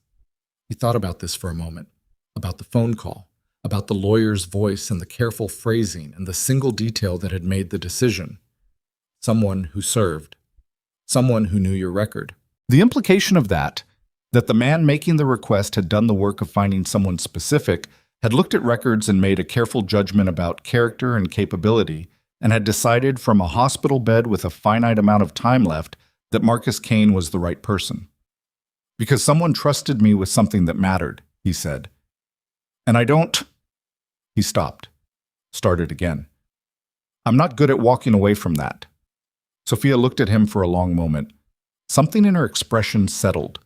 Not resolved, not simple, but settled in the way that things settle when you finally understand something you've been looking at without seeing. "Thank you," she said. It came out plain and direct and without ceremony, the way the most genuine things usually do. Marcus nodded, looked back through the glass at the activity inside. "Don't thank me yet," he said. "There's still 3 months of depositions and about 40 hours of testimony and a legal process that—" "Marcus," she said. He looked at her. "Thank you," she said again, and this time she said it in a way that closed the subject. He was quiet for a moment, then, "You're welcome." The sun was coming up fully now, pressing through the building's east-facing windows in long, pale rectangles across the corridor floor. Somewhere below, the city was shifting into its full morning rhythm. The elevated trains filling up, the coffee shops opening, the ordinary machinery of a city that had slept through everything and woken up to a Tuesday. The Sterling Global building was 40 stories of glass and steel with its logo lit against a brightening sky. And inside it, in a conference room on the 32nd floor, the process of putting things right was already underway. It wasn't clean. It wasn't going to be clean. Marcus had been around enough of these to know that the legal aftermath of something like this was a long, grinding, exhausting process that extracted something from everyone involved. Sophia would spend the next year fighting on multiple fronts simultaneously.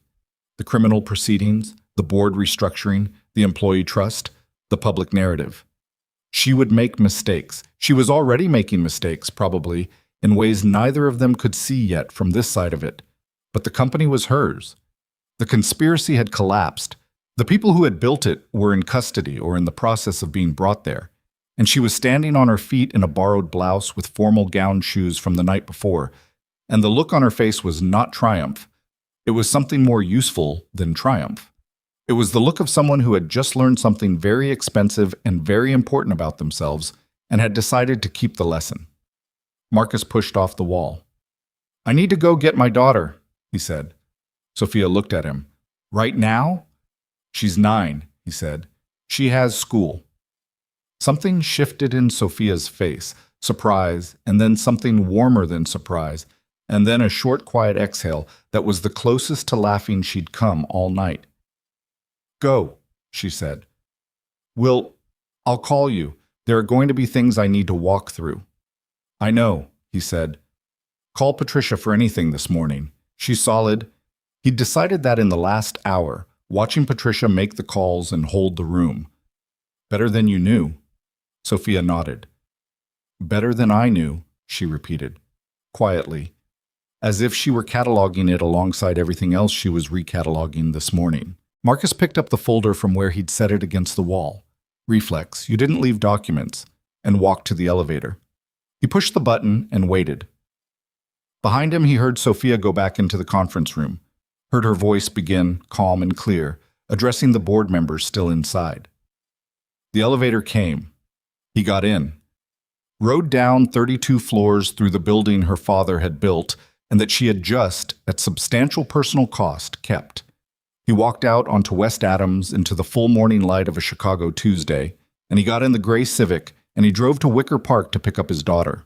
Emma ate her eggs without negotiation that morning, which told Marcus everything he needed to know about how much she'd understood from the previous night's phone calls without being told anything directly. She was 9, not oblivious. She'd heard the careful way he'd talked to Mrs. Rodriguez. She'd registered the lateness, the brevity, the specific quality of his voice when he was managing something large and keeping it out of his words. She'd done what she always did with that kind of information, filed it, said nothing, and waited. When he walked into Mrs. Rodriguez's apartment at 8:15, Emma looked up from her plate and looked at him the way she sometimes did, the full-face assessment that she'd been doing since she was 4 years old, and that still, every time, reminded him of looking in a mirror and finding something better than he expected there. "You okay?" she said. "I'm okay," he said. She studied him for another second, then she went back to her eggs. "Mrs. Rodriguez made them wrong," she said. "The ratio was off. I'll make them tomorrow." "You better." He drove her to school. She talked about the science test for 6 minutes and then switched without transition to a detailed account of a disagreement she'd had with Jasmine about whether dolphins were smarter than dogs. A position Emma held with the evangelical conviction of someone who had researched the topic and resented having her research dismissed. Marcus listened and asked the right questions and felt, the whole drive, the specific particular gratitude of a person who has spent a night in proximity to something dangerous and is now sitting in a car talking about dolphins with his daughter, which is the best possible use of a Tuesday morning. He dropped her at the school entrance. She got out, shouldered her backpack, and then turned back and looked at him through the open door. "Dad," she said. "Yeah." "Whatever happened last night?" She held his eyes. 9 years old and absolutely level. "I'm glad you're here." She shut the door and ran toward the entrance and was through it before he had formulated any kind of response, which was probably the point. He sat at the curb for a moment longer than was strictly necessary. Then he drove back into the city. The next 3 weeks were the kind of weeks that looked, from the outside, like a corporation managing a crisis, and were, from the inside, significantly more complicated than that. Marcus was not officially part of Sterling Global anymore. His driver's badge had been formally revoked the morning after the gala, automated, part of the security lockdown that Patricia had initiated when she understood the scope of what had happened, and his employment as a corporate driver had technically ended on the same night he'd walked Sophia through a maintenance tunnel to a storm drain on Randolph Street. The official story of his employment, when anyone asked, was that he'd resigned due to a personal matter and that the company wished him well. The unofficial story was considerably more interesting, and it moved through Sterling Global's 4,000 employees with the speed and distortion that important unofficial stories always achieve. By the end of the first week, Marcus had heard 3 different versions of what he'd allegedly done in that hotel corridor, each progressively more cinematic than the last, and none of them quite accurate, which was fine. Accuracy wasn't the point of unofficial stories. The point was the feeling they communicated, and the feeling they communicated, that someone had been there who shouldn't have been underestimated, was accurate enough. He spent those 3 weeks making himself available to the federal investigators in the measured, cooperative way of someone who has information that's useful and a lawyer who has made clear the parameters of that usefulness. The lawyer was the same careful voice from 18 months ago, Different phone this time, same measured cadence, same complete professionalism. He'd reappeared the morning after the gala with instructions that told Marcus the man who'd originally set this in motion had, even from beyond it, planned for the aftermath with the same thoroughness he'd apparently applied to everything else. The investigation moved faster than these things usually moved, which Marcus attributed to the quality of the evidence package and the fact that one of the four men who'd been in the hotel that night had made the decision to cooperate fully within the first 48 hours. The man from the alcove, whose name turned out to be Terrence Webb, 44, former private security, 3 previous contracts with companies that did the kind of work that didn't appear on legitimate corporate invoices, had apparently concluded, after a conversation with a federal prosecutor, that the people who had hired him were not going to extend him any particular loyalty and that he might as well extend them none in return.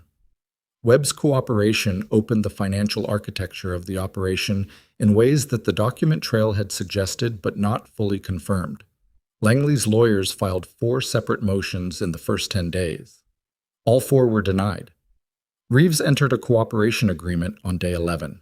Claire Park, who had not been in the hotel but whose communications had appeared in the evidence package in ways that were going to be very difficult to explain, retained counsel and said nothing publicly, which was the right legal strategy and the wrong human one, because the silence read exactly as guilty as it was. Voss resigned on day 3. He didn't fight it. He cleaned out his office with 2 boxes, which struck everyone who witnessed it as a surprisingly small amount for 12 years, and he left through the lobby instead of the back entrance, which Marcus heard about secondhand and filed away as the choice of a man who had decided to face whatever came next with whatever dignity he still had available. Marcus didn't feel particular satisfaction about Voss. He felt the flat, neutral acknowledgement of a situation resolving the way situations resolve when the evidence is what it is. Voss had made choices. Choices had weight. That was all. What Marcus had not anticipated, what none of his preparation had accounted for, because it was the kind of thing that didn't fit into operational planning, was what happened to Sophia in the days immediately after. He understood crisis in the physical sense. Threat assessment, tactical response, controlled execution under pressure. He'd been trained for it, and he was good at it, and last week had demonstrated that in ways that were going to be discussed in federal deposition rooms for months. What he had less framework for was watching someone he'd spent 6 months protecting navigate the specific aftermath that wasn't physical.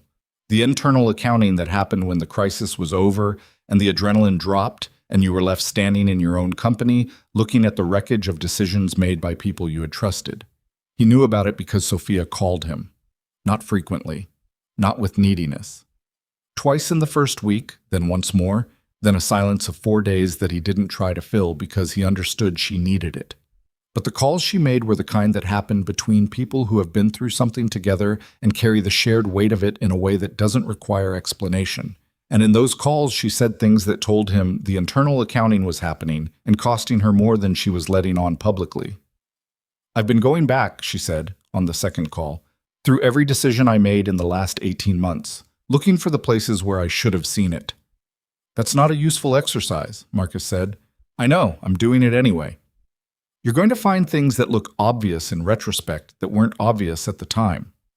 "I already have." A pause. The vendor restructuring, the charter amendment that Langley pushed through legal, the security system upgrade that Voss recommended in February that somehow only covered the corridors that didn't matter. Her voice was even. Too even, he thought. "I signed off on all of it. I was so focused on the Meridian deal and the international expansion that She stopped. "I let people do things inside the house while I was looking out the window." He thought about the right thing to say. He often thought about this with her. The gap between the useful truth and the comfortable one, and which was called for. "Your father built a company for 30 years, he said. He had people he'd known for a decade turn on it in his last year. He didn't see all of it either. He saw enough to make a phone call. But he didn't see all of it." He paused. "Nobody sees all of it. The goal is to build something that survives what you don't see." A long silence. Then, "That's either very comforting or very alarming." "Probably both," he said. She made the sound that was the ghost of a laugh. "Probably both," she agreed. The second week was when things got complicated in ways Marcus hadn't fully planned for, though in retrospect he should have. The investigation had expanded, as well-built evidence packages tend to expand when federal investigators start pulling the threads. And what had begun as a corporate conspiracy case had started developing intersections with the securities fraud investigation that had been open for a year and a half and that had, until now, lacked the specific documentation to move forward. Langley's Delaware holding company appeared in both investigations, which meant the federal case was now substantially larger than a single company's internal crisis, and substantially larger cases required substantially more testimony. Marcus sat in a federal building on South Dearborn for 11 hours over 2 days and answered questions. His lawyer was present. The questions were thorough. He answered them completely, within the parameters his lawyer established, and he did not embellish and did not minimize and did not attempt to make himself sound like anything other than what he had been, a former Navy SEAL who had been hired by a private arrangement to protect a CEO and had spent 6 months gathering evidence of a conspiracy while doing so. When the lead investigator, a careful woman named Agent Delgado, who asked every question twice in different forms to see if the answer changed, asked him why he hadn't gone to law enforcement earlier, he said, "Because I needed it to be enough. Partial evidence creates warnings. Complete evidence creates consequences." Delgado had written something down at that. He didn't ask what. He was home by 6 each evening, made dinner, helped Emma with homework. She was doing a project on ocean ecosystems that had somehow become more elaborate than the assignment required, because Emma did not do things by half measures, which was a trait Marcus recognized and took quiet pride in. He braided her hair badly on Thursday morning, and she fixed it herself with the tolerant efficiency of someone who has accepted a limitation in another person and chosen to work around it rather than address it repeatedly. Normal. The normal that comes after, just as he told Sophia it would. It was on a Wednesday in the 3rd week that Patricia called him. Not Sophia, Patricia, which was itself a message about how the call had been decided on. "Miss Sterling would like you to come in," she said. "Tomorrow morning, 10 o'clock. She said to tell you it's not about the investigation." He came in at 10. He wore the black suit, partly from habit, and partly because the black suit was what he had for buildings like this. The lobby security guard, new, someone he didn't recognize, a sign that Sophia had already begun restructuring Voss's department from the bottom, checked his ID against a visitor list and gave him a badge and directed him to the executive elevator. Patricia met him at 32 with coffee that was actually good, which he noted as a change from the executive floor's previous coffee situation, and which suggested someone had finally addressed a problem that had apparently been tolerated for years. She led him to the conference B. Not the boardroom, Conference B, the room where it had happened, and told him Sophia would be 2 minutes. She was 4 minutes, which he suspected meant something had run over in whatever she'd been doing before this. And when she came in, she was in a gray blazer and had her hair down in a way he'd only seen a few times, and she looked like someone who had been running at full speed for 3 weeks and had reached the point where the speed was sustainable rather than emergency. She sat down across from him, looked at him directly. She had a folder in front of her, and she put both hands flat on it, the same gesture he'd seen her make in the safe house with the evidence documents. "I want to offer you a position," she said. He looked at her. "I heard you restructuring Voss's department. You have good candidates in there. Not that position." She opened the folder, slid a single page across the table toward him. "Executive Director of Security Strategy. It's a new role. I'm creating it." She waited while he looked at the page. "Reporting directly to me. Scope is company-wide. Not just physical security, but strategic vulnerability assessment, internal audit interface, crisis protocol. The idea is that the person in this role is looking at the things the company doesn't know to look at." She paused. "Seeing what other people aren't seeing, preparing for what other people aren't preparing for." Marcus looked at the page, the title, the scope, the salary, which was considerably different from what he'd been making as a driver. He looked up. "It's a significant role," he said. "You're a significant person," she said, simply, not as flattery, as assessment. "I've thought about this carefully, not because of what happened last month, because of what I watched you do for 6 months before that. The way you think, the way you build systems, the way you—" She stopped. "You were the only person in this company who was actually doing the job of protecting it. I want that to be your actual job." He was quiet for a moment. "I'd need conditions," he said. She looked at him. "I expected that. Not the title, not the salary. Conditions about how the role operates." He set the page down. "I don't work in a structure where my access to information is controlled by the people I might need to report on. If I identify a problem, I report it to you directly, and you have to act within a defined window, or I escalate externally. The role has to have protected whistleblower status, which means every employee who brings me something is protected, regardless of who they're bringing it about." He held her eyes. "Including me." Sophia was watching him with the focused attention she brought to things that mattered. "Including you," she repeated. "And it extends down the company. Not just executives. Anyone. The mailroom employee who notices something wrong should have the same access to this office that the CFO does." She was quiet for a moment. "That's going to make some people uncomfortable." "Yes," he said. "That's the point." She looked at him. He looked back. The conference room was very quiet, and outside its windows the Chicago skyline held its familiar position against a November sky. And somewhere in the building 4,000 people were doing their work under the impression that the worst was over. Marcus wasn't certain the worst was over. He was rarely certain of that, about anything. But he was certain that whatever came next would be better navigated with a structure that had been built to see things, rather than one that had been built to look away. "Agreed," Sophia said. "All of it." He picked up the page. "I'll need a week before I start. Emma has a school project." Sophia blinked. "The ocean ecosystems." He looked up. "I mentioned that?" "On the phone. Last week. Something that was closer to an actual smile than she usually showed. You said she was making it more complicated than the assignment required." "She is," he said. "She found a book about deep-sea bioluminescence." "Of course she did." Sophia shook her head slightly. "Take the week." He nodded, picked up his coffee, and then, because some questions mattered enough to ask even in moments when asking felt like it disrupted something, he said, "The lawyer, the one who called me 18 months ago, the arrangement your father made." He looked at her. "Did you ever find out the specifics of how he found me?" Sophia looked at the table for a moment. "The lawyer gave me a file after the investigation opened," she said. "My father had been, in his last months, he'd been doing research into people, quietly, the way he did everything.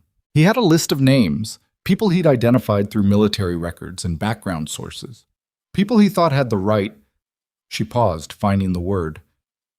"Integrity. Specifically that. Not just skill. Integrity." She looked up. "Your name was first on the list. He'd circled it." Marcus was quiet.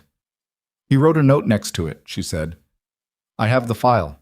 I read it once." She stopped, started again.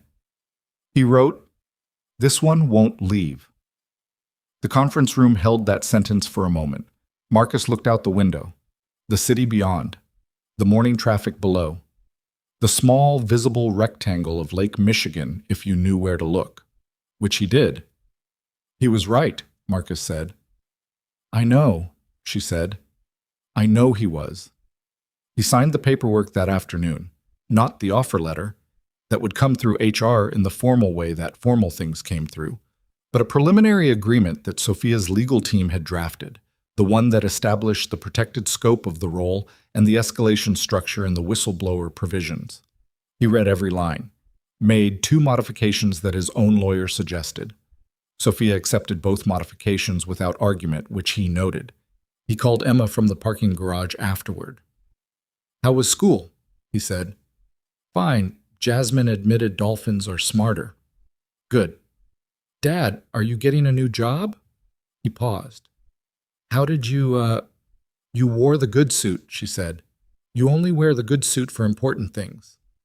He sat in the parking garage of the Sterling Global building and experienced the particular helplessness of being completely outmaneuvered by his 9-year-old daughter. "Yeah," he said. "I'm getting a new job." "Is it a good one?" "I think so." "Oh, will you still be home for dinner?" "Most nights." "Okay," she said. Then, can we do bioluminescent jellyfish for my project? I found a source that says some of them are basically living glow sticks. Living glow sticks is not scientific language. I know, I'm going to use it anyway. He started the car. We can do jellyfish, he said. The following months were not clean. He wanted to be honest with himself about that, because he'd learned a long time ago that the stories you told yourself about your own experience shaped the experience, and the stories that omitted the difficult parts were the ones that came back to find you later. The federal prosecution was slow and grinding in the way that prosecutions always were, and Langley's lawyers were expensive and creative and found angles that had to be argued against in rooms Marcus was sometimes in and sometimes not in, and there were days when the process of justice looked more like the process of endurance than anything else. Reeves pleaded guilty in month 2. His cooperation deal required testimony that corroborated most of what Marcus had already provided, and the specificity of that testimony, the dates, the meeting locations, the specific language Langley had used, closed gaps in the timeline that the original evidence package had left ambiguous. Claire Park's silent strategy collapsed in month 3 when her communications director, a 28-year-old woman named Iris who had been hired by Park personally and had apparently not been informed of what she was enabling, provided a set of emails to investigators that made the silent strategy untenable. Park entered negotiations shortly after. Langley went to trial. That was the thing about a certain kind of man. The kind who has spent 40 years in rooms where authority was something you projected until it became real, who had built an identity so thoroughly around the image of himself that the idea of admitting to the reality was simply not available to him as an option. He went to trial, and his lawyers were excellent, and the prosecution was better, and Marcus sat in the gallery on the 4th day of testimony and watched the moment when the jury forewoman looked at the financial records projected on the courtroom screen and then looked at Langley and made the small, almost imperceptible adjustment of expression that meant she'd decided something. The verdict came 17 days later, guilty on 9 of 11 counts. The 2 acquittals were on technical specifics of wire fraud definitions that the prosecution had included knowing they were reaches. The 9 convictions were the ones that mattered. Marcus was not in the courtroom for the verdict. He was in a conference room on the 32nd floor of Sterling Global in the middle of a security audit of the company's vendor contract approval process, which had been identified in the investigation as one of the primary channels through which the financial fraud had been routed. The audit was on its 3rd day. It was meticulous and unglamorous and involved a great deal of very close reading of very dense contractual language. And it was exactly the kind of work that nobody thought about when they thought about corporate security, and that Marcus had come to understand was actually the most important kind. Sophia knocked on the conference room door at 2:17 p.m. and came in and looked at him and said simply, 9 counts. He set down the vendor contract he was reading. Which 2? Wire fraud, technical definitions. The prosecutor said it was expected. He nodded. Sentencing? 8 weeks. She stood in the doorway with her arms at her sides and her face doing the complicated thing it did when she was feeling something she was still in the process of understanding. It's done, she said. The criminal phase, he said. The civil suits will run another year. I know. She looked at the conference room table, covered in his audit materials. How's the vendor process? Worse than I expected in some areas, better in others. I'm going to recommend a dual authorization requirement for any contract over $200,000 and an independent review cycle that doesn't run through the CFO's office. He paused. Whitfield's not going to like it. Whitfield can adapt, she said. Write up the recommendation. He looked at her. You want to read it before I implement? No, she said. I want you to implement it and tell me what you did. That was different from how things had started. He noted it. Okay, he said. She looked at the audit materials for a moment, then at him. Langley had a statement, she said, read by his attorney after the verdict. He said, she stopped, looked like she was deciding something. He said my father was naive, that he built a company without understanding that there were people who would always try to take what wasn't theirs, and that the only thing protecting Sterling Global from that fact was people like Langley who understood how the real world worked. She said it without emotion, which was a different thing from feeling no emotion. He said it like it was supposed to be an indictment of my father's character. Marcus waited. What it actually is, she said, is an explanation of why he lost. She said it quietly, without triumph. My father understood exactly what people like Langley would do. He just didn't fight them the same way they fought. He found someone he trusted and gave them the only resource he had left. She looked at Marcus directly. He was right about how the real world works. He just had a different theory about what survives in it. Marcus thought about James Sterling in his last months, doing research, reviewing records, circling names, building a final contingency from a hospital bed while the company he'd made his life was being undermined from inside. He thought about the note, "This one won't leave," and the precision of it. Not this one is capable. Not this one is skilled. This one won't leave. He was a smart man, Marcus said. The smartest person I've ever known, Sophia said. Until recently.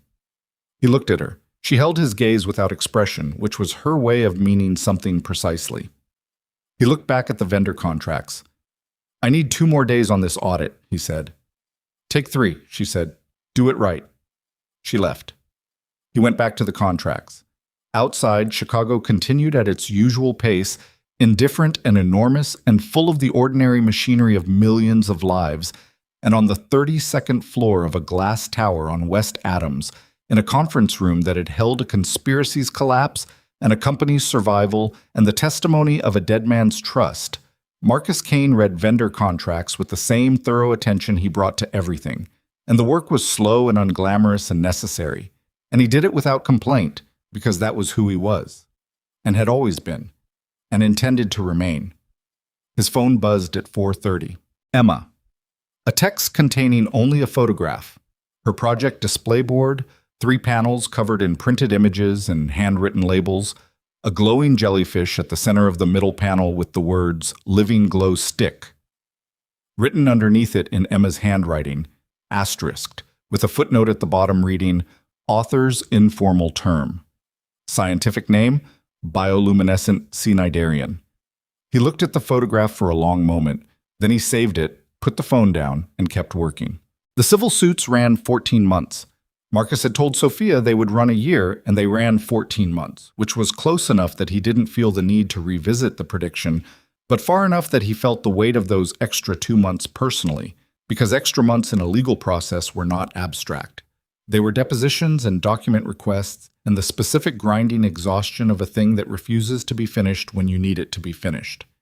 He sat in 4 more deposition rooms. He answered questions he'd already answered in different rooms with different people asking them.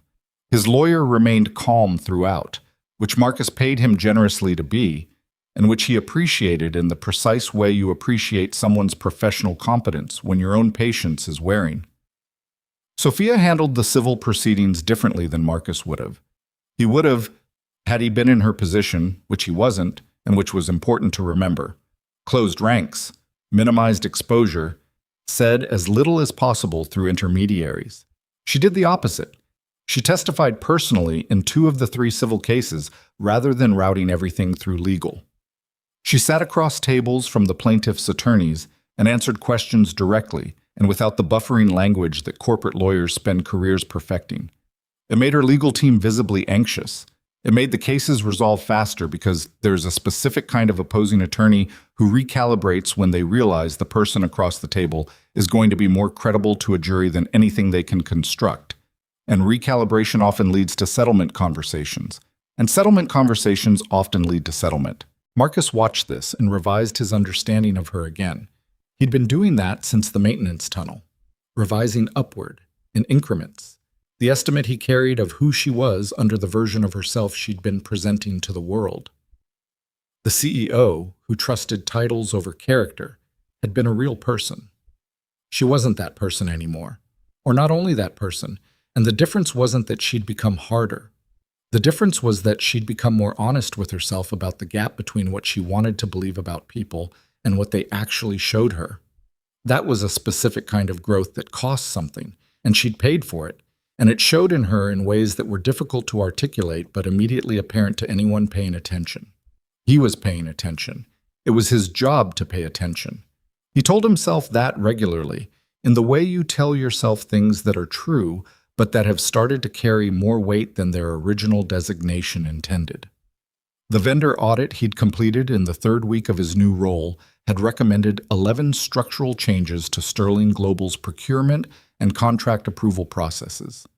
Sophia had implemented all 11, which had made Whitfield difficult for approximately 3 weeks before Whitfield came around to the position that the changes were sensible and began presenting them to outside stakeholders as evidence of the company's improved governance posture, which Marcus found irritating in the specific way of watching someone take credit for a thing they initially opposed and then deciding it wasn't worth the energy to address. He addressed it anyway, not publicly. He mentioned it to Sophia in passing during one of their Tuesday morning briefings, which had become a standing feature of the week. 30 minutes, her office, status on whatever he was currently working on, and anything she needed him to know from her end. He said, "Whitfield is presenting the procurement changes as his initiative." Sophia looked up from her notes. "I know. Does it bother you?" She considered. "It bothers me in the abstract. In practice, Whitfield is now invested in the changes succeeding because he's publicly associated with them, which means he'll defend them when other board members push back." She paused. "So I'm choosing to interpret it as strategic buy-in." Marcus looked at her. "That's a very generous interpretation." "I'm working on being generous," she said. "It doesn't come naturally." "I've noticed," he said. She threw her pen at him, not hard. It hit his shoulder and fell on the floor, and they both looked at it for a second, and then he picked it up and set it on her desk, and they went back to the briefing. But something had shifted slightly in the room, and they both knew it, and neither of them named it because some things are better left in the register of almost said. The full board restructuring took 6 months from the date of Langley's verdict. Reeves had resigned immediately. Park had resigned as part of her cooperation agreement. 2 of the remaining members had announced they would not seek renewal at the annual election, which was either principled or strategic or both. Of the 3 who remained, Okafor, Hendricks, Morrison, Okafor had become, in the post-crisis period, the kind of board member that Sophia had previously not had. Someone who disagreed with her openly and specifically and without rancor, who pushed back on assumptions rather than strategies, who asked the question that nobody else thought to ask or thought it was safe to ask. Marcus had observed 3 board sessions now in his capacity as security director and had assessed Okafor as the most valuable person in those rooms, which was a judgment he'd made privately and had not shared because it wasn't his board and it wasn't his call. He shared it with Sophia on a Tuesday morning in March, 7 months after the verdict. "Okafor," he said. She looked up. "He's the best person on your board," Marcus said. "Not the most agreeable. The best." She set her pen down. "Why are you telling me this?" "Because you sometimes look like you find him exhausting." "He is exhausting." "Yes," Marcus said. "The best people usually are." She looked at him for a long moment. The March light came through her office windows at the angle it did in the early part of the year, lower and more direct than summer, making the room feel slightly more exposed than usual. "You're talking about more than Okafor," she said. "Sometimes." She picked her pen back up. "Noted," she said, which was how she ended conversations she intended to keep thinking about. The all-company meeting was Sophia's idea. Not a press conference, not a statement through communications, an actual meeting, all hands, every Sterling Global employee who could be in the Chicago headquarters in one room and the rest on live stream, and Sophia at a podium in the atrium talking to them without notes. Marcus had advised against the no-notes part, not because she couldn't do it, but because the no-notes part was the kind of detail that looked like confidence and was actually a very specific kind of risk, and managing risk was his job. She had listened to his concern, acknowledged it, and done it without notes anyway. He stood at the back of the atrium and watched. She talked for 22 minutes. He'd sat in on enough of her speeches and presentations and boardroom sessions to know her rhythms, the points where she gathered speed, and the points where she slowed down for emphasis, the particular quality her voice took on when she was saying something she'd worked out intellectually versus something she actually believed. The 22 minutes in the atrium were almost entirely the second kind. She told them what had happened. Not in the careful, legally vetted language of the press release. The press release had been drafted by a team and was accurate and was the appropriate public document. She told them what it had actually been like, in the language of someone who'd been in it. The gala, the corridor, the night in the safe house, the morning she'd walked back into the building in borrowed clothes and heels from the night before. She didn't make it cinematic. She made it honest, which was harder and more useful. She told them about the vendor restructuring and what it meant for how the company would work going forward. She told them about the new security structure and what Marcus's role actually was and what it meant for every person in the building. That there was now someone whose job it was to notice what wasn't being noticed, and that person reported to no one who might benefit from the blindness. And then she said the thing that made the atrium go very quiet. "I made mistakes," she said, "not small ones, the kind that almost cost this company everything your work built and everything my father spent 30 years building. I trusted people because of how long they'd been here and what their titles said, instead of what their actions showed. I didn't listen to warnings from someone who had no title at all, someone who had no official reason to be the most important person in this building, and he was." She paused. "I'm not telling you this because I want your forgiveness, or because I think it makes me seem humble. I'm telling you because if your CEO can make this mistake, anyone can. And the only protection against it is a company where the person with the lowest title in the room can tell the person with the highest title that something is wrong and be heard." Another pause. "We're going to build that company, starting now." The atrium was quiet for a moment after she finished. Then somebody in the back started clapping. Then more. It moved through the room in the irregular way that genuine responses move. Not the synchronized politeness of an audience doing the expected thing, but the uneven, building sound of people responding because they meant it. Marcus did not clap. He stood at the back of the atrium and watched it happen, and felt something that he didn't have a clean name for. Not pride, exactly, too presumptuous. More like the satisfaction of someone who built a thing and stood back and watched it hold weight. She found him afterward, in the corridor off the atrium, while the room was still dispersing. She walked up to him and stopped and looked at him with the direct look she used when she was going to say something she'd decided on. "Thank you," she said, "for the record." "You wrote that speech yourself," he said. "I did. But I wouldn't have known what to put in it without—" She stopped. "Without the last 8 months." He looked at her. "You would have figured it out." "Probably," she said. "Slower, with more collateral damage." She tilted her head slightly. "Are you incapable of accepting a direct statement?" "I'm capable," he said. "I just think the accurate version matters." She held his gaze for a moment, then, "The accurate version is that my father sent you, and you came and you stayed, and everything that came after came from that." She said it plainly. "That's the accurate version."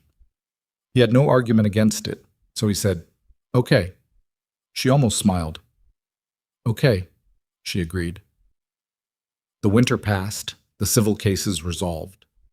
The external review of Sterling Global's governance structure concluded with a report that used the word robust 4 times in its summary section, which Marcus understood as the consultant's way of saying that the new structure was better than what it replaced without requiring them to characterize what it had replaced.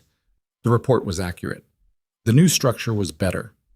He'd built most of it himself, in the methodical way he built everything, with backup systems for the backup systems and clear protocols for what happened when someone in authority refused to act on information they didn't want to receive. He hired 3 people for the Security Strategy Office in January. He was specific about what he was looking for and blunt in the interview process, in ways that cost him 2 candidates who decided after the second conversation that the role wasn't what they'd expected. The 3 he hired were a former Army intelligence analyst named Reyes, who was 29 and had a way of reading document trails that Marcus found genuinely impressive, a woman named Carla, who had spent 8 years doing internal fraud investigation for a financial firm and who asked better questions than most of the lawyers Marcus had sat across from in the previous year, and a 24-year-old named Daniel, who had applied for a different position at Sterling Global, been redirected to Marcus's office by Patricia, who had developed opinions about talent that Marcus had learned to trust, and who turned out to have a natural aptitude for systems-level thinking that was rare enough that Marcus reorganized the office's work structure to make room for it. He told Emma about his team at dinner one Friday. She was eating the eggs she'd made herself. She'd started making her own breakfast 2 months ago with the specific efficiency of a person who has concluded that personal control over the process produces superior results, which Marcus could not argue with. And she listened to his description of Reyes and Carla and Daniel with the focused interest she brought to things she'd decided were worth her attention. "Daniel sounds like me," she said. "He's 24. "I mean, how he thinks," she said. "Systems." Marcus looked at her. She was 10 now, had turned 10 in November, which he'd marked with a dinner at the restaurant she chose and a book about deep-sea biology that she'd finished in 9 days. She was in 5th grade and had strong opinions about everything, and had recently begun the process of being difficult in the specific way that smart children become difficult when the world isn't moving at their pace, which he navigated with the patience of someone who recognized the trait. "Yes," he said, "he thinks in systems." "Is that a good thing to look for in people?" "It's one thing," Marcus said. "On its own, it's not enough. You need people who think in systems but can also tolerate the parts of the world that don't operate systematically." She considered this. "People are messy." "People are messy," he agreed. "That must be hard for you," she said. He looked at her. She was looking at her eggs with the particular focused elsewhere expression of someone who has said the thing and is waiting to see what comes back. "Yeah," he said. "Sometimes." She nodded, as if this confirmed something. "You manage it, though." "I try." "You're pretty good at it," she said, "for someone who likes systems." He looked at her for a moment. "Thanks, Em." "Don't thank me," she said. "It's an observation." She went back to her eggs. He went back to his, and the kitchen was the kitchen it had always been. The thin walls and the morning light, and the chart still on the refrigerator, slightly faded now from a year and a half of existence. The cheese-to-egg ratio documented in the formal handwriting of a 7-year-old who had since developed an interest in bioluminescent marine life and was currently in the process of shifting her attention toward climate systems, which Marcus anticipated would result in a new chart of some kind in the near future. He thought about what she'd said. "You manage it, though." The simple, slightly too accurate observation of someone who'd been watching him closely for her entire life and had reached the age where she was starting to say what she saw instead of holding it. He wasn't sure whether to be unsettled by that or grateful for it. He landed somewhere between the two, which was where he landed on most things.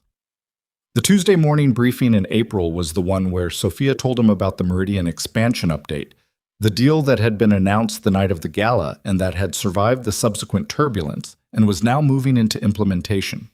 She walked him through the security implications of a significant international expansion: new offices, new jurisdictions, new vendor networks, new categories of vulnerability that didn't exist in a domestic operation. She talked about it with the ease of someone who had been running a large organization for long enough that the complexity was now native to her thinking, rather than something she had to construct deliberately.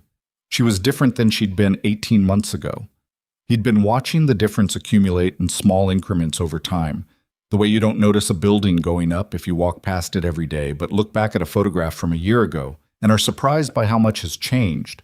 The fundamental structure was the same: the intensity, the directness, the refusal to soften things that didn't need softening. But the assumptions underneath were different. She'd stopped assuming that longevity meant loyalty. She'd stopped assuming that authority meant competence. She'd stopped assuming that her read of a room was necessarily right just because it was hers. She asked Marcus questions now that she wouldn't have asked 18 months ago. Not about security, which was his domain, but about people, about her own blind spots, about whether a thing she was planning to do had failure modes she hadn't seen. She asked the questions without making herself small, which was the thing he'd been most uncertain about. Some people, when they start admitting what they don't know, do it in a way that hollows them out. She did it in a way that made her more solid. He told her this. Not in those words, and not in the April briefing, which was about Meridian. He told her a version of it in May, when she was preparing for a profile interview with a financial publication and had asked him, with the slightly impatient tone she used when she was asking for something she wasn't sure she should be asking for, what he thought her biggest professional growth had been in the past year. He'd looked at her for a moment, then said, "You used to make decisions from confidence. Now you make them from information. The decisions look the same from the outside. They're different from the inside." She'd been quiet for a moment. Is that better? It's harder, he said. Yes, it's better. She'd written something down in the margin of her interview prep notes. He didn't ask what. The thing that happened in June was not something Marcus had planned for, which was fitting, because the things that matter rarely appear in the plan. He'd been in a late meeting with Carla and Reyes about the Meridian vendor vetting process when Patricia appeared at the conference room door and told him that Emma had called the main office number, not his cell, which was the number she always used, but the company's main line, which she'd apparently gotten from the website, and had asked to speak to him. And when Patricia had asked if it was urgent, Emma had said, "Not an emergency, just important." He excused himself. He called her back from his office, and she answered on the first ring, which was unusual. "Em, what's going on?" "I got into the summer science program," she said. "The one at the university. I found out this afternoon." He sat back in his chair. The summer science program was a 6-week residential program for middle school students that Emma had applied to in February with an application that had taken her 3 weeks to write, and that she had shown him once, briefly, and then put away because she didn't like people reading things she was still working on. He had known she'd applied. He hadn't known the results were coming today. "Emma," he said, That's great." "I know," she said. There was something in her voice that was trying to be casual and wasn't quite making it. "Are you happy?" A pause. "Yes. I just wanted to tell you first." He was quiet for a moment. In his office on the 32nd floor of a building he'd walked into as a driver and now occupied in a different capacity, with the Chicago skyline through the window and the sounds of his team working in the adjacent space, he felt the particular weight of a moment that didn't announce itself as significant and was anyway. "I'm proud of you," he said. "You know that." "I know," she said. She stopped. Started again. "I wanted to hear you say it." "I'm proud of you," he said again. Simply. A breath on the other end of the line. "Okay," she said. "I'm going to go call Mom." "Call Mom," he said. "And Em?" "Yeah." "Put the chart back on the refrigerator, the one you took down for the science project display." "It's been there the whole time," she said. "I never took it down." He looked out the window. "Good," he said. She hung up. He sat in his office for a minute, not doing anything in particular, just sitting. Outside, the city went about its business. The lake was visible at this hour, in this light, a flat gray expanse beyond the near buildings. He went back to the meeting. Sophia found out about the program the following Tuesday. Emma had apparently told Patricia during a visit to the office that it happened in the way these things happened. Emma sometimes came after school on days when Marcus was running late and would sit in the reception area doing homework with the focused self-sufficiency of a child who had been around professional environments often enough to be comfortable in them. And Patricia had taken a particular interest in her since the first time she'd appeared and answered a question about the company's organizational structure with a level of accuracy that had surprised everyone within earshot. Patricia had told Sophia. Sophia had come to his office door. "Science program," she said. "Yes." "When does it start?" "July 15th. She leaned in the doorway. "Are you nervous?" He looked up. "About Emma being at a residential program for 6 weeks?" "Yes." He considered being the version of himself that said no. "A little," he said. Sophia nodded. "You'll manage," she said. "You're good at managing things that don't come with a clear protocol." "That's an argument for why I'll be fine. It doesn't address whether I'll be nervous." "No," she said. "I know." She looked at him with the expression she had when she was going to say something she'd been sitting with for a while. "Can I tell you something?" "Yes." "When I walked into the hotel corridor on the night of the gala," she said, "and you came through that alcove, I want to tell you what I actually thought when I saw you." He waited. "I thought, of course," she said. "Of all the people who could have been there, I thought, of course it's him." She paused. "I didn't understand why I thought that at the time. I do now." She looked at him steadily. "You had been exactly who you were, every single day, for 6 months. I just hadn't been looking at it correctly. He held her gaze. People rarely look at what's in front of them, he said. I know, she said. I do now. A small pause. I'm working on it. I know you are, he said. She pushed off the doorframe. Tuesday, she said. Regular time. Regular time, he agreed. She left. He looked at the door she'd left open, and then out the window at the city, and then at the desk in front of him where the Meridian vetting report was waiting for his review. He pulled it toward him. He read the first page. The second. The work was careful and thorough and had gaps that he noted in the margin. Not failures, just places where the analysis needed to go one level deeper, which was always the case with the first draft of anything. He made the notes. He kept reading. The summer came. Emma packed for the science program with the same formal thoroughness she brought to the egg chart, making a list in a notebook and checking items off with a pen rather than a pencil, because she'd explained to Marcus that checklists made with pencil were psychologically easier to undo, and she didn't want to give herself the option. He drove her to the university campus on a Saturday morning in July, helped carry her bags to the dormitory, met her assigned roommate, a girl named Priya from Evanston, who had strong opinions about climate modeling and was going to be, Marcus assessed within 4 minutes, exactly the right kind of person for Emma to spend 6 weeks disagreeing productively with. Emma stood on the dormitory steps when he was leaving and looked at him with the full-face assessment she'd been doing since she was 4. I'll call you, she said. Every other day, he said. Not every day. You'll be busy, and it's good for you to be busy without checking in. She looked at him. You'll call me every day anyway. I'll call you every other day, he said. Uh-huh. She adjusted her backpack. Go back to work, Dad. He hugged her, which she accepted with the slightly too adult tolerance of a 10-year-old who was not going to admit she wanted it. Then she went inside, and he stood on the path for a moment looking at the door she'd gone through, and then he walked back to the car and drove back into the city. The 6 weeks were fine. He called every other day. She called him on the days in between about things she'd observed or learned or disagreed with, so it evened out. She sent him a photograph of a presentation she'd given about thermohaline circulation that had apparently generated a 30-minute debate in her cohort, the photograph showing Emma at a whiteboard with an expression of such complete conviction that it looked nothing like and exactly like Marcus, standing in a federal conference room presenting evidence to investigators. He showed Sophia the photograph on a Tuesday morning, which he hadn't planned to do. It came out of his pocket somehow, on his phone, while he was talking about something else. She looked at it for a long moment. She looks like you, Sophia said. People say that.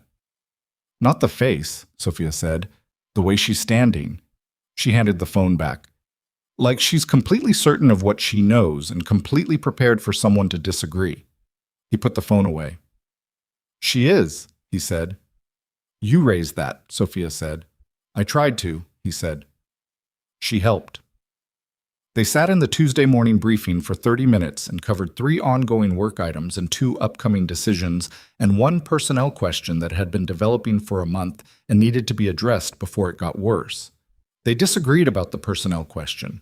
They worked through the disagreement without either of them pretending it wasn't a disagreement and landed on something that incorporated elements of both positions, which was neither of their first choices and was probably better than either. After the briefing, when Sophia was walking him to the door in the way she sometimes did when the conversation hadn't quite finished, she said, You know what I think the lesson is? He looked at her. From the last year and a half? Yes. What? She looked out through her office windows at the building's interior, the floor of desks and offices visible through the glass, people doing the ordinary work of a company that had nearly not been there for them to do. The lesson isn't to trust less, she said. It's to look at what people actually do instead of what position they're in, and to make sure the structure gives you space to look. She paused. And to have someone around who's going to see what you're not seeing, not because you're bad at seeing, but because everyone has blind spots and the only way to cover them is to actually know where they are. He was quiet for a moment. That's a lot of lessons. It's been a lot of years, she said. He looked at her. The morning light on the 32nd floor in late August came at the angle that meant summer was almost done, and the days were shortening in the way they shortened in Chicago. Not gradually, but suddenly, decisively, as if the city had made a decision. In that light, Sophia Sterling looked like what she was, a person who had been through something significant and had not been made smaller by it, which was the only definition of surviving something that Marcus had ever found worth using. "Yeah," he said. "It has been." She nodded, held out her hand. Not for a handshake, more like the gesture was looking for a category and couldn't quite find one. He took it anyway, briefly, and then she let go and straightened the collar of her blazer and went back to her desk, and he walked out through the executive floor into the elevator and down 32 floors and out onto West Adams. The city was going about its business. The morning crowd on the sidewalk moved with the purposeful efficiency of people who knew where they were going and intended to get there. Marcus stood on the sidewalk for a moment and let the crowd move around him, which was something he almost never did, stand still in the middle of a moving thing, and felt the specific quality of a life that had arrived somewhere real. He was not finished. There was the Meridian expansion and the vendor vetting and the 3 people in his office who were good and getting better and would need to be managed with the particular care that competent people require, which was different from the care that struggling people required, and harder in its own way. There was Emma coming home from the science program in 2 weeks, and the conversation they were going to have about Priya from Evanston and thermohaline circulation and whatever she decided she was going to do with the rest of 5th grade. There were the Tuesday morning briefings and the ongoing work of building something inside a company that could survive the things the company couldn't see coming. He was not finished. He didn't expect to be finished. Finished was for operations, not for lives, and he was done confusing the two. He turned toward the parking structure where the gray Civic sat in its usual spot. He took his phone out and looked at it, no messages, and then put it back in his pocket without sending any. He had made Emma's eggs that morning before driving her to the campus. He had used the correct ratio. She had eaten them without comment, which was her way of communicating that they were correct. And then she had pointed out that the chart on the refrigerator had a coffee ring stain on the bottom corner from some incident neither of them could specifically identify. And Marcus had said he'd replace it, and she had said not to bother. It was fine. She knew the numbers by heart anyway. He walked to his car. He got in. He checked the mirrors. All of them. Out of habit. The habit that would probably never leave and that he'd stop trying to dislodge from himself because some things are load-bearing and you leave them alone. He started the engine. He drove west into the city, through the ordinary morning, toward the work that was waiting, the way it always was, the way he had come to understand it always would be. Not because the world was safe, the world was not safe, had never been, would not become so because one conspiracy had been dismantled and one company had been protected, but because the work of making things safer, of looking carefully at what others looked away from, of staying when staying cost something, was work that needed doing, and he was made for doing it. His father had thought discomfort built character. Marcus had decided a long time ago that his father was wrong about that. Discomfort alone built nothing. What built character was choosing to stay present inside the discomfort, choosing to look, choosing to be the thing that held when everything else was in motion. He had been that thing. He intended to remain it. The city moved around him, enormous and indifferent and full of people going about their lives. The lake appeared and disappeared between buildings as he drove. The radio was off. The windows were slightly cracked because the morning air at the end of August in Chicago had the particular quality that only existed for a few weeks before autumn came in and changed everything, and it was worth having the window cracked for. Marcus Kane drove west, and the city held him in it, and the morning held everything.